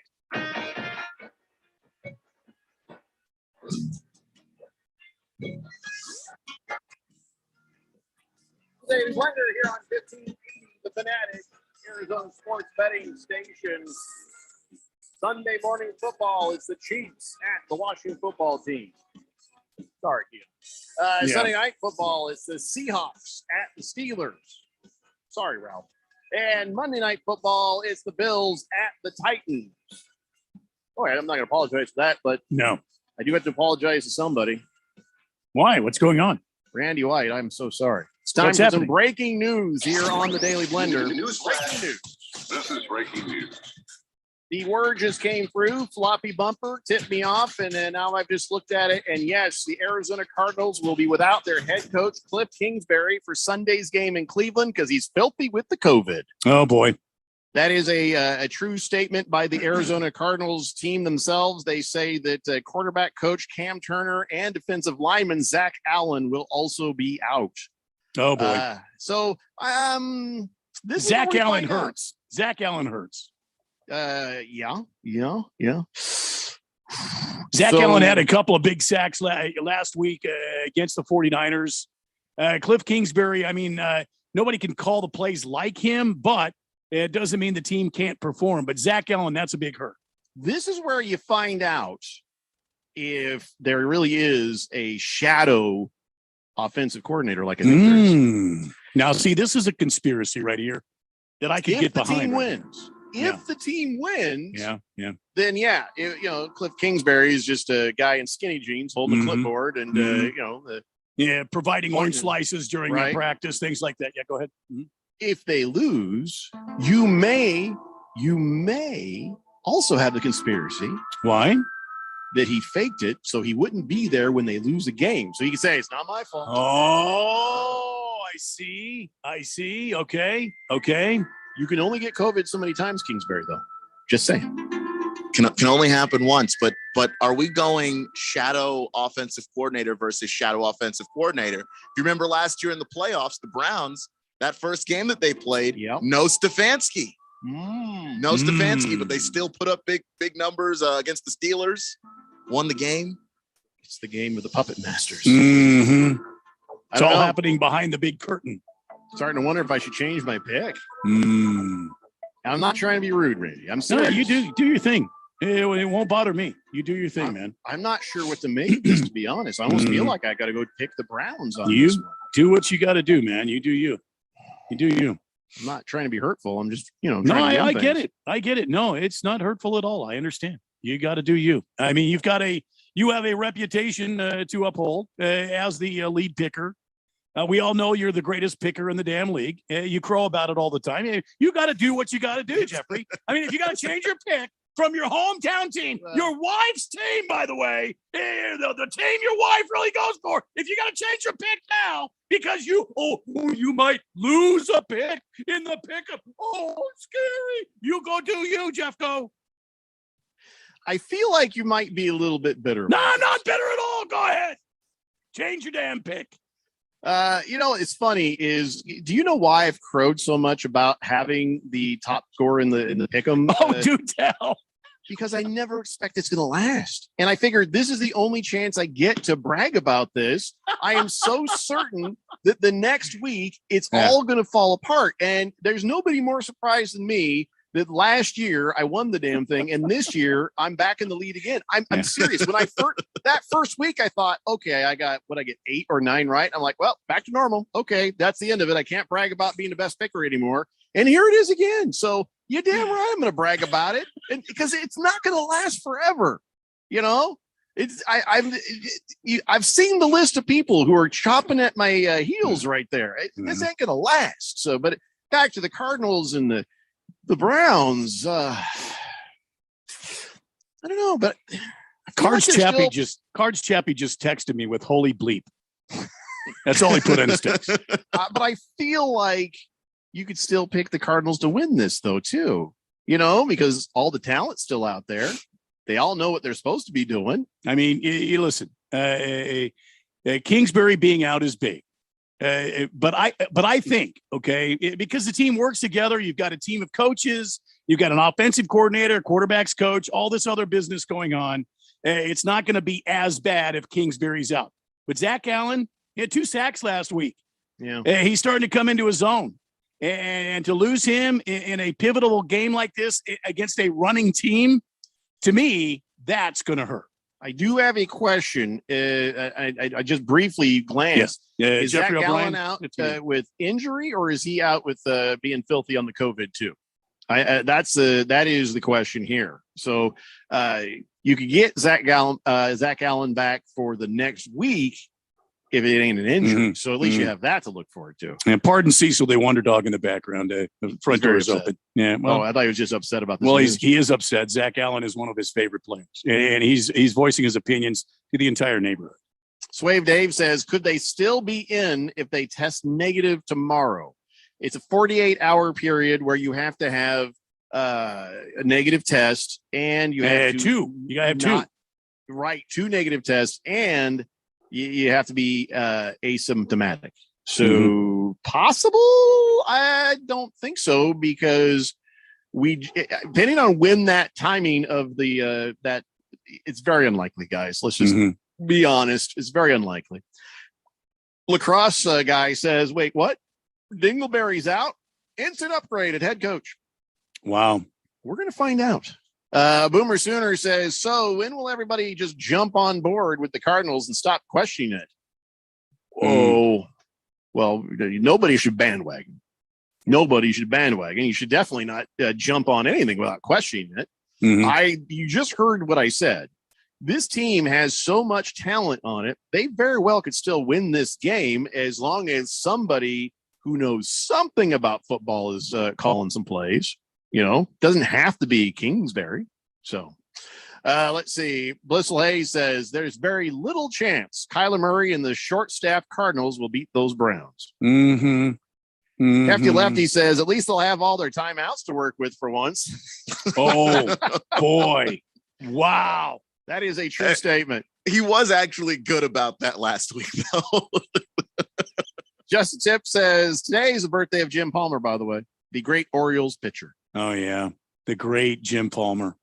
Yeah, he says as a young Yankees fan, he was the most hated pile of human garbage wrapped in skin. Yeah, because he owned the damn Yankees. He owned them. Then I tip my hat to Jim Palmer. All right, well, we're running late because of that breaking news, but it is time now, ladies and gentlemen, for Keon Rose's college football dance party. Yes. All right. Yes, it is. It is. Keon, I feel like you're feeling it this week. I can see by your move, you're pretty loose. You're pretty ready to go. So let's start you out with a goodie. UCF is going to be taking on number 3 Cincinnati in Cincinnati.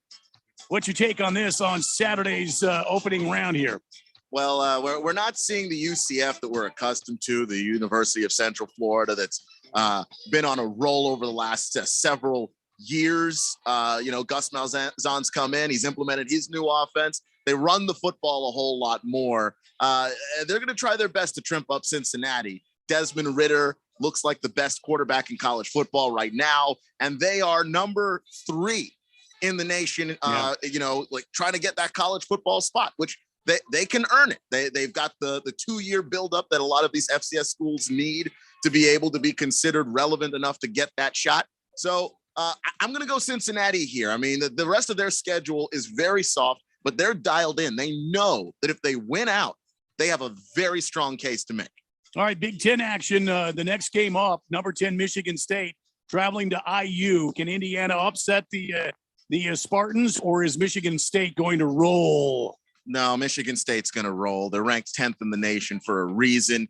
And last week, they were just lighting it up on the scoreboard. Did something that we haven't seen happen in a very, very long time in college football. I think it's only happened like 5 times. Quarterback threw for 300 yards. The running back, Kenneth Walker, ran for 200. And their top wide receiver, Jalen Naylor, he received 200 yards. I mean, this team is clicking on all cylinders right now. Got to go with Michigan State. I know Indiana can spoil some things every now and then, but they haven't looked right all year long. All right. So I have a question for you. Your Longhorns were up 21 against OU and allowed them to climb back in the game. That loss resulted in Texas plummeting in the polls down to 25. Now they're taking on the other part of the state of Oklahoma. Oklahoma State is coming to visit UT in Austin. What say you? Texas rebound from that, or is Oklahoma State going to pummel the Longhorns? I think Oklahoma State's a good football team, but I think Texas rebounds. They are a decent football team this year. They don't have all the pieces in there that Steve Sarkisian wants them to have, but they've got Bijan Robinson, who looks right now like the best running back in the country. And I know that we try to give the Heisman Trophy every year to a quarterback, but he should at least be in that conversation because he had a run against Oklahoma where he stiff-armed like the entire team. Broke 10 tackles on his way to nearly scoring a touchdown. He got pulled down at the 1-yard line.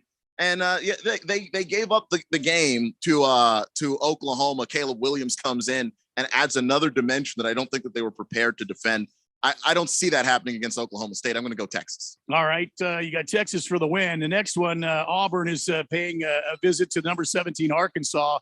Arkansas has been up against sort of the saw blades the last few weeks. Can Arkansas rebound, and can they beat Auburn, or is Auburn got the upper hand here against number 17, Arkansas?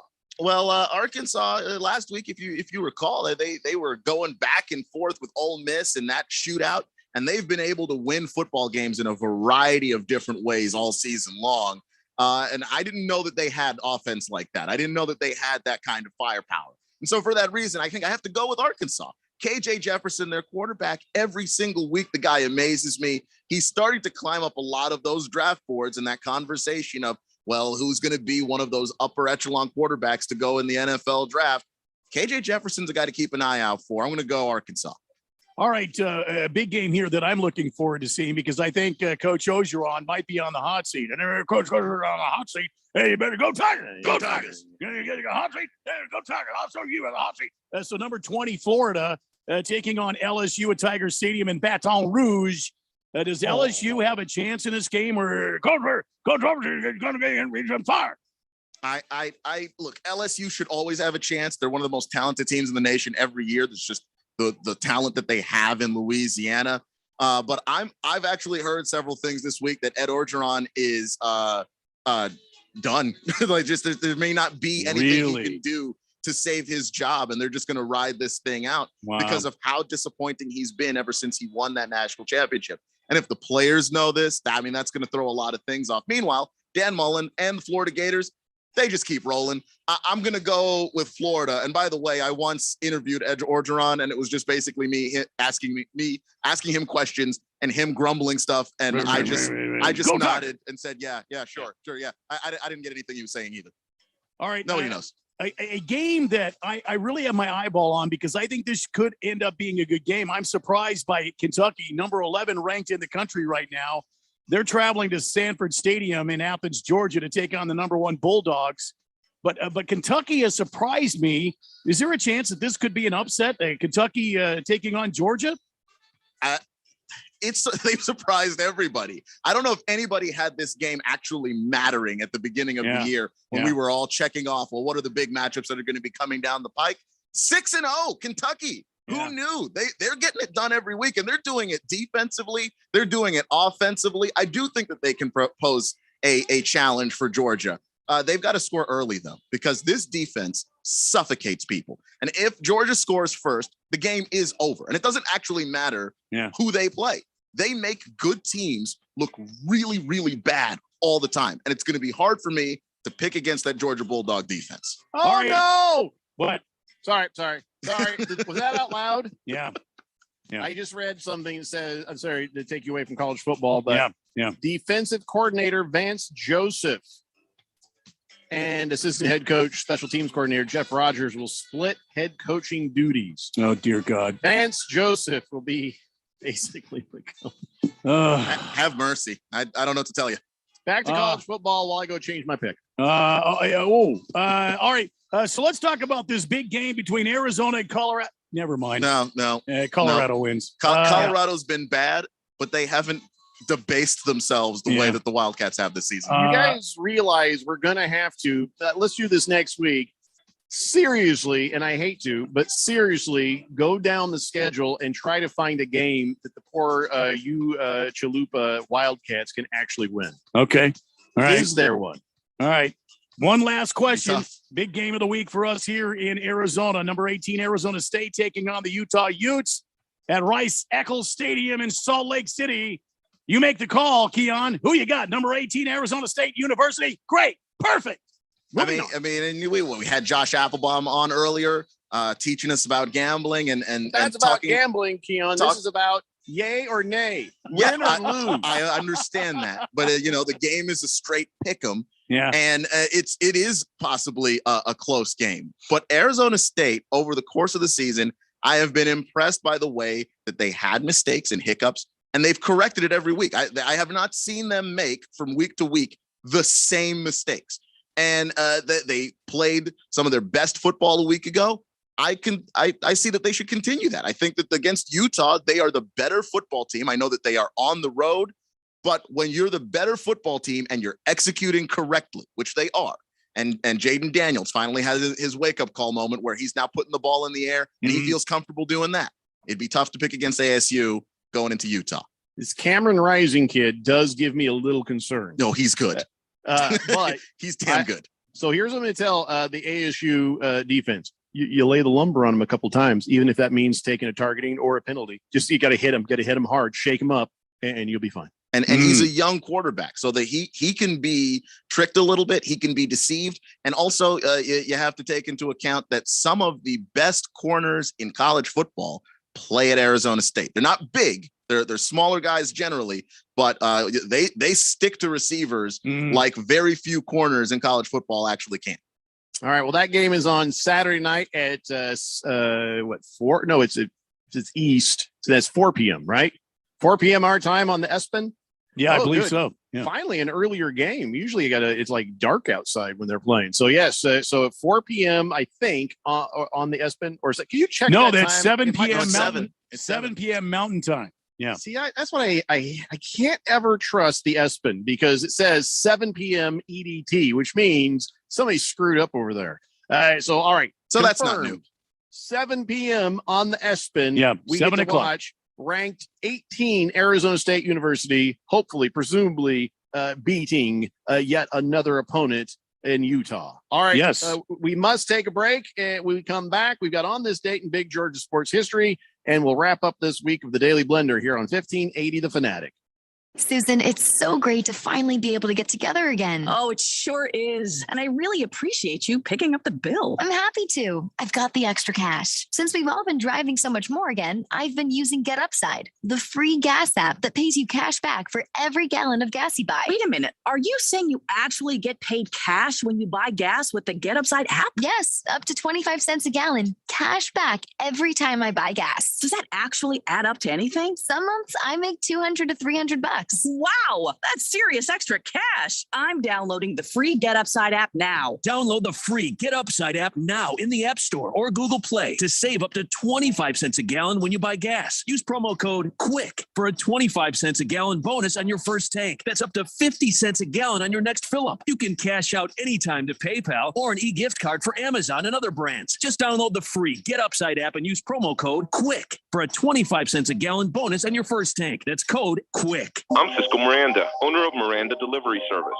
As a business owner, my job is to provide the best quality service for our customers. Affinity Technology helped us reinvent our business processes, using technology to make us more efficient. I didn't know I needed technology consulting, but my ROI has been off the charts. Affinity Technology has saved us more than 80 man-hours a week and has helped me get back to what I do best, focus on my customers. Visit atechaz.com. That's atechaz.com and see how better technology processes can help your small business.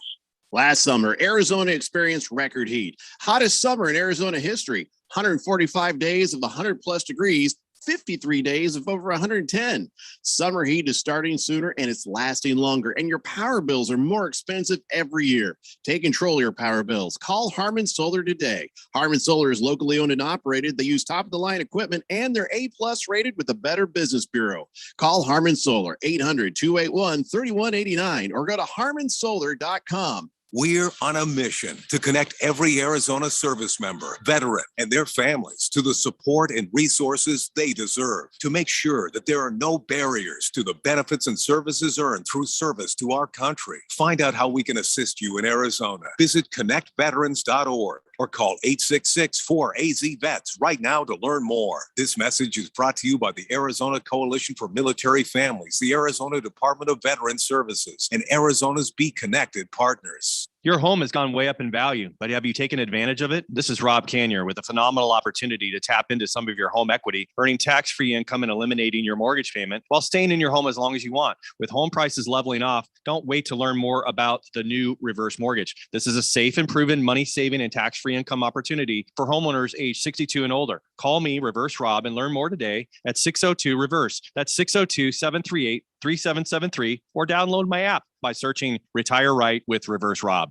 1580 The Fanatic and at 1580thefanatic.com. Your home for sports.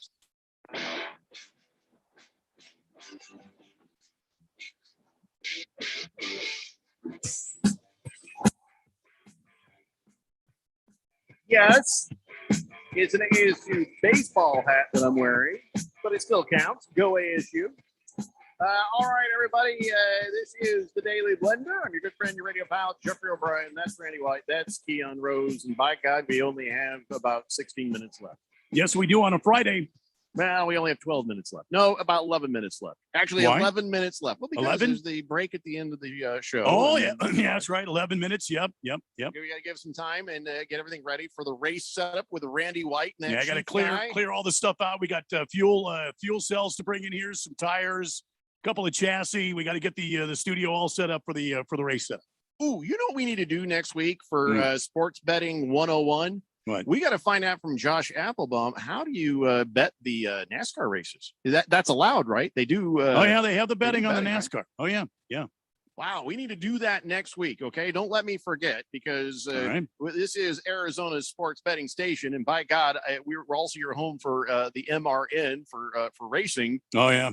We should know what we're doing, right? Lots of activity coming up here as we wind down the 2021 NASCAR season. We'll talk about it tonight on the race setup. We're down to 8 drivers. There's 3 more races, and then we cut it down to the final 4. And those will be the ones that you'll be seeing out at Phoenix Raceway, November 5th, 6th, and 7th, racing for the championship. All right. So the race setup is up next at 6 p.m., but we ain't there yet. We got a few more things to take care of real quick. All right. So, hey, Keon. Mm-hmm.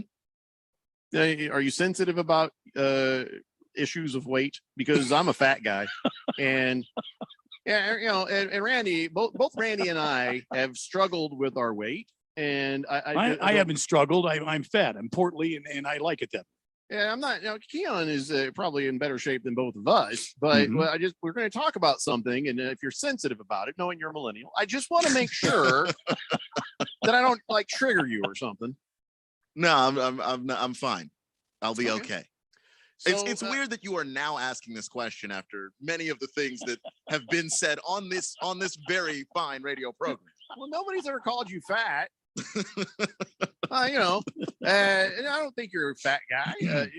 But so here's something that just came out. 37% of women. 30% of men. 37% of men over the age of 30. Wait, how old are you? I'm 31. Okay, then that counts as you. 37%. Say they usually gain weight during football season. Do you find that to be true? Do you gain more weight during football season because it's football season, or precisely because it's football season? Because especially for big games, or just because I don't have all the TV set up in the house or anything. If there are multiple games I want to watch, I find that I go out and get wings very often, and then of course college football. I might go out for that too. And then the next thing you know, I've had several wings and lots of fries over the course of a weekend. So all the beers, the snacks, it catches up to you. Sitting might have something to do with it. Plus, it is around the holidays. 46% of men in this survey said they'd gained more than 20 pounds in the past decade. 1 in 3 would give up watching sports for 2 months in exchange for 6-pack abs. I would not. 1 in 4 would give up sex. Well, those are married men. So the poll also found over 2/3 of men think social media helped create unrealistic body standards for guys. To which all the women out there say, "Yeah, welcome to the club." Being women did that for us. So that is information that's out. I don't feel like I gain more or less whether football is on or off. But you know what? Maybe I do. Maybe I do, if nothing else, because it's around the holidays. When we watch football, I don't, we always think about it, but we don't usually do it until the Super Bowl, getting all the snacks and the nachos and all that stuff. We're not sitting there with like a bowl of chips, and I usually only have some beers when the Colts are playing. So, for the most part, kind of drown your sorrows. Is that what you mean? Yeah. Anyway, I can relate. Don't make me think about it. I was in a good mood all show. I was a good. Sorry. mood. Yeah, I'm sorry. So, yeah, I guess that's a thing. I guess maybe I just you feel like you gain weight during football season because of football season, or you think it's just the holidays? Who, me? Yeah, you. Well, yeah. Because I like Keon. I like to snack during the game. I'm a nervous fan. And when the Cardinals are playing, I've got to reach for something. Usually the tortilla chips or beverages. They flow freely through my house during the ball games. I love to go to a place that makes really good wings and watch Sunday Night Football. However, I have not been doing that because the pandemic and things like that. I have not been able to return to that. But I would say probably during football season, holiday season, I gained some pounds. My wife just came in. She just found out the news about Cliff Kingsbury. We broke that news about 20 minutes ago. Thanks for listening. Yeah, the Sarge has been blowing up my text line. He's like, he's cursing. He's sending me emojis. My wife is happy. She said, maybe we'll win this one. Wow. He did win the 5 other ones. But well, he heard the news about Vance Joseph being the head coach. So, yeah. Yeah. Thunder Snow says, I'm not a NASCAR fan, but I love listening to the race setup because Randy's passion for it just oozes out of the speakers. Well, thank you, man. Thank you. Just the Tip says, Randy, I look forward to the race setup every Friday. It comes on right when poker night is starting. So you and Chief get the inside information and present it with great energy. I'm constantly surprised by the big time guests you guys get on your show. Well, thank you. Kind of a backhanded compliment, isn't it? Well, I mean, why are you so surprised? We're a professional radio station, and Randy is a radio professional for like 40 years. That's what they tell me. Anyways, I think I was asleep most of the time. He says, if you're a sports fan and a Blender listener and you got an hour of free time, listen to that show. Serious talk. Thank you, Randy and Chief. And go Silver Fox. Yeah, Drew Pearson is not He's no longer racing. Yeah, David Pearson. Balls of Fury says, so are you guys concerned that Coach Cliff and the others are out because of COVID? I mean, it's probably going to be a bit weird, but these are all grown professional football players. This is not like a rookie quarterback, a rookie team. This is a very veteran team, a very veteran-minded team. I feel like it's going to be okay. It'll be a little strange, but you got to understand, these guys are not, it's not their first day of football. These guys understand what's going on. Twitty, it says, fellas, we are not fat. We are well marbled. Yeah, well, in that case, I'm a ribeye. I might be prime rib. I'm not sure. Billy from Phoenix says, Jeffrey drinks to forget when the Colts play. Tell me about it. Mars Bars 805 says, happy Friday, guys. Go Raiders. And how about a little 805, please, Randy? I'm not reading the last part about the Dodgers. I'm just not doing it. Bruno Baller says, I think grease, salt, and beer are the 3 food groups during football season. Yes, that is correct. Yeah, that's there. I can't argue with that. And hot sauce. And last, because of COVID, the last season was very hard on me because I couldn't go to the gym to try and burn some of it off during the week. So it just all kind of stuck. Football season was with you year round after that, huh? Mm-hmm. All right, ladies and gentlemen. I know Big George. Don't you see I've got the cup ready? It's time now for On This Date in Big George's sports history. Back in the year 1917, when the Chicago White Sox won the World Series in 6 games, they beat the New York Giants 4-2 at the Polo Grounds in New York City. The game-winning run scored when the New York infielders unknowingly left home plate uncovered in the 4th inning. Eddie Collins scurried home, scoring the eventual winning run with the Giants' third baseman, Heine Zimmerman, chasing him with the ball towards the plate. After the game, there's a lot to this. Is very long sports history, but I guess after the game, a letter signed by 24 members of the World Series champion Chicago White Sox team, also the manager, Pants Rowland, I guess they complained saying, hey, we didn't get our full winner's share. We didn't get our money after we beat the Giants. And so they found this 40 years later in some boxes at the Hall of Fame, and they realized, well, maybe that was why they fixed the World Series 2 years later in 1919. The famous Black Sox. They felt jilted. Yeah. Yes, the Black Sox situation. So, you could say it's motivation, but if it's true, didn't make it right. But once again, I will remind you, Shoeless Joe Jackson, he did nothing to indicate he threw that series. So, make of that what you will. Boomer Sooner says, Jeffrey, I think you might be more like skirt steak. I'm not sure what skirt steak is. Is that all fatty and a lot of fat? I don't know. I know that I'm a lot like Wagyu beef, though. I've got the muscle, but in the muscle, in betwixt the muscle, there's a lot of marbling going on. Oh, Wagyu beef. I've got a Wagyu brisket. Ooh, I should probably smoke that this weekend. I'm a lot like Kobe beef, as in I've spent a lot of time in Colorado hotel rooms. Oh, That was just a dark joke. Oh, wow. It was a reach, but man, he went for it. Wow. Well, at least I didn't make a helicopter joke. Not that you haven't before, but we'll No, I'm not gonna lie. I have. Yeah.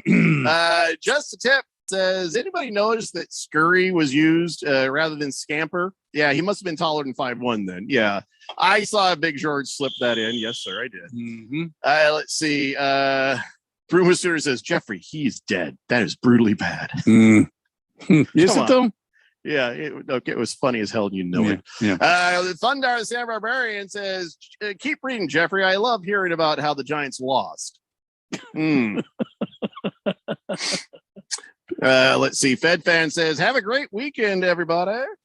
You too, Fed Fan. You too. Have a great weekend. So, all right. So, are you getting up early? Isn't that the early game? No.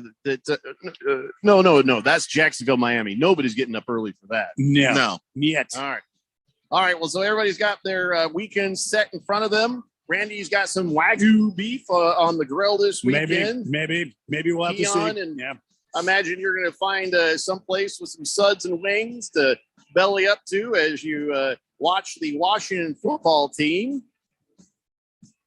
I'm going to need a lot of beer. It's going to be. Hang in there, my friend. Be strong. It's only 10 o'clock in the morning. Be strong, Keon. Be strong, my friend. When they're on, what am I supposed to do? Well, you can tune over. I tell you what, how about this? I'll watch your game. You watch my game. And we can both laugh about it rather than cry about it. Might I work. think that'd make us both feel better. And Randy, good luck to your filthy with the COVID Cardinals this weekend. We'll see you Monday at 2 p.m. Don't forget, Daily Blender, 1580, The Fanatic. Okay, my shipments have to get to customers on time and looking good. It's possible.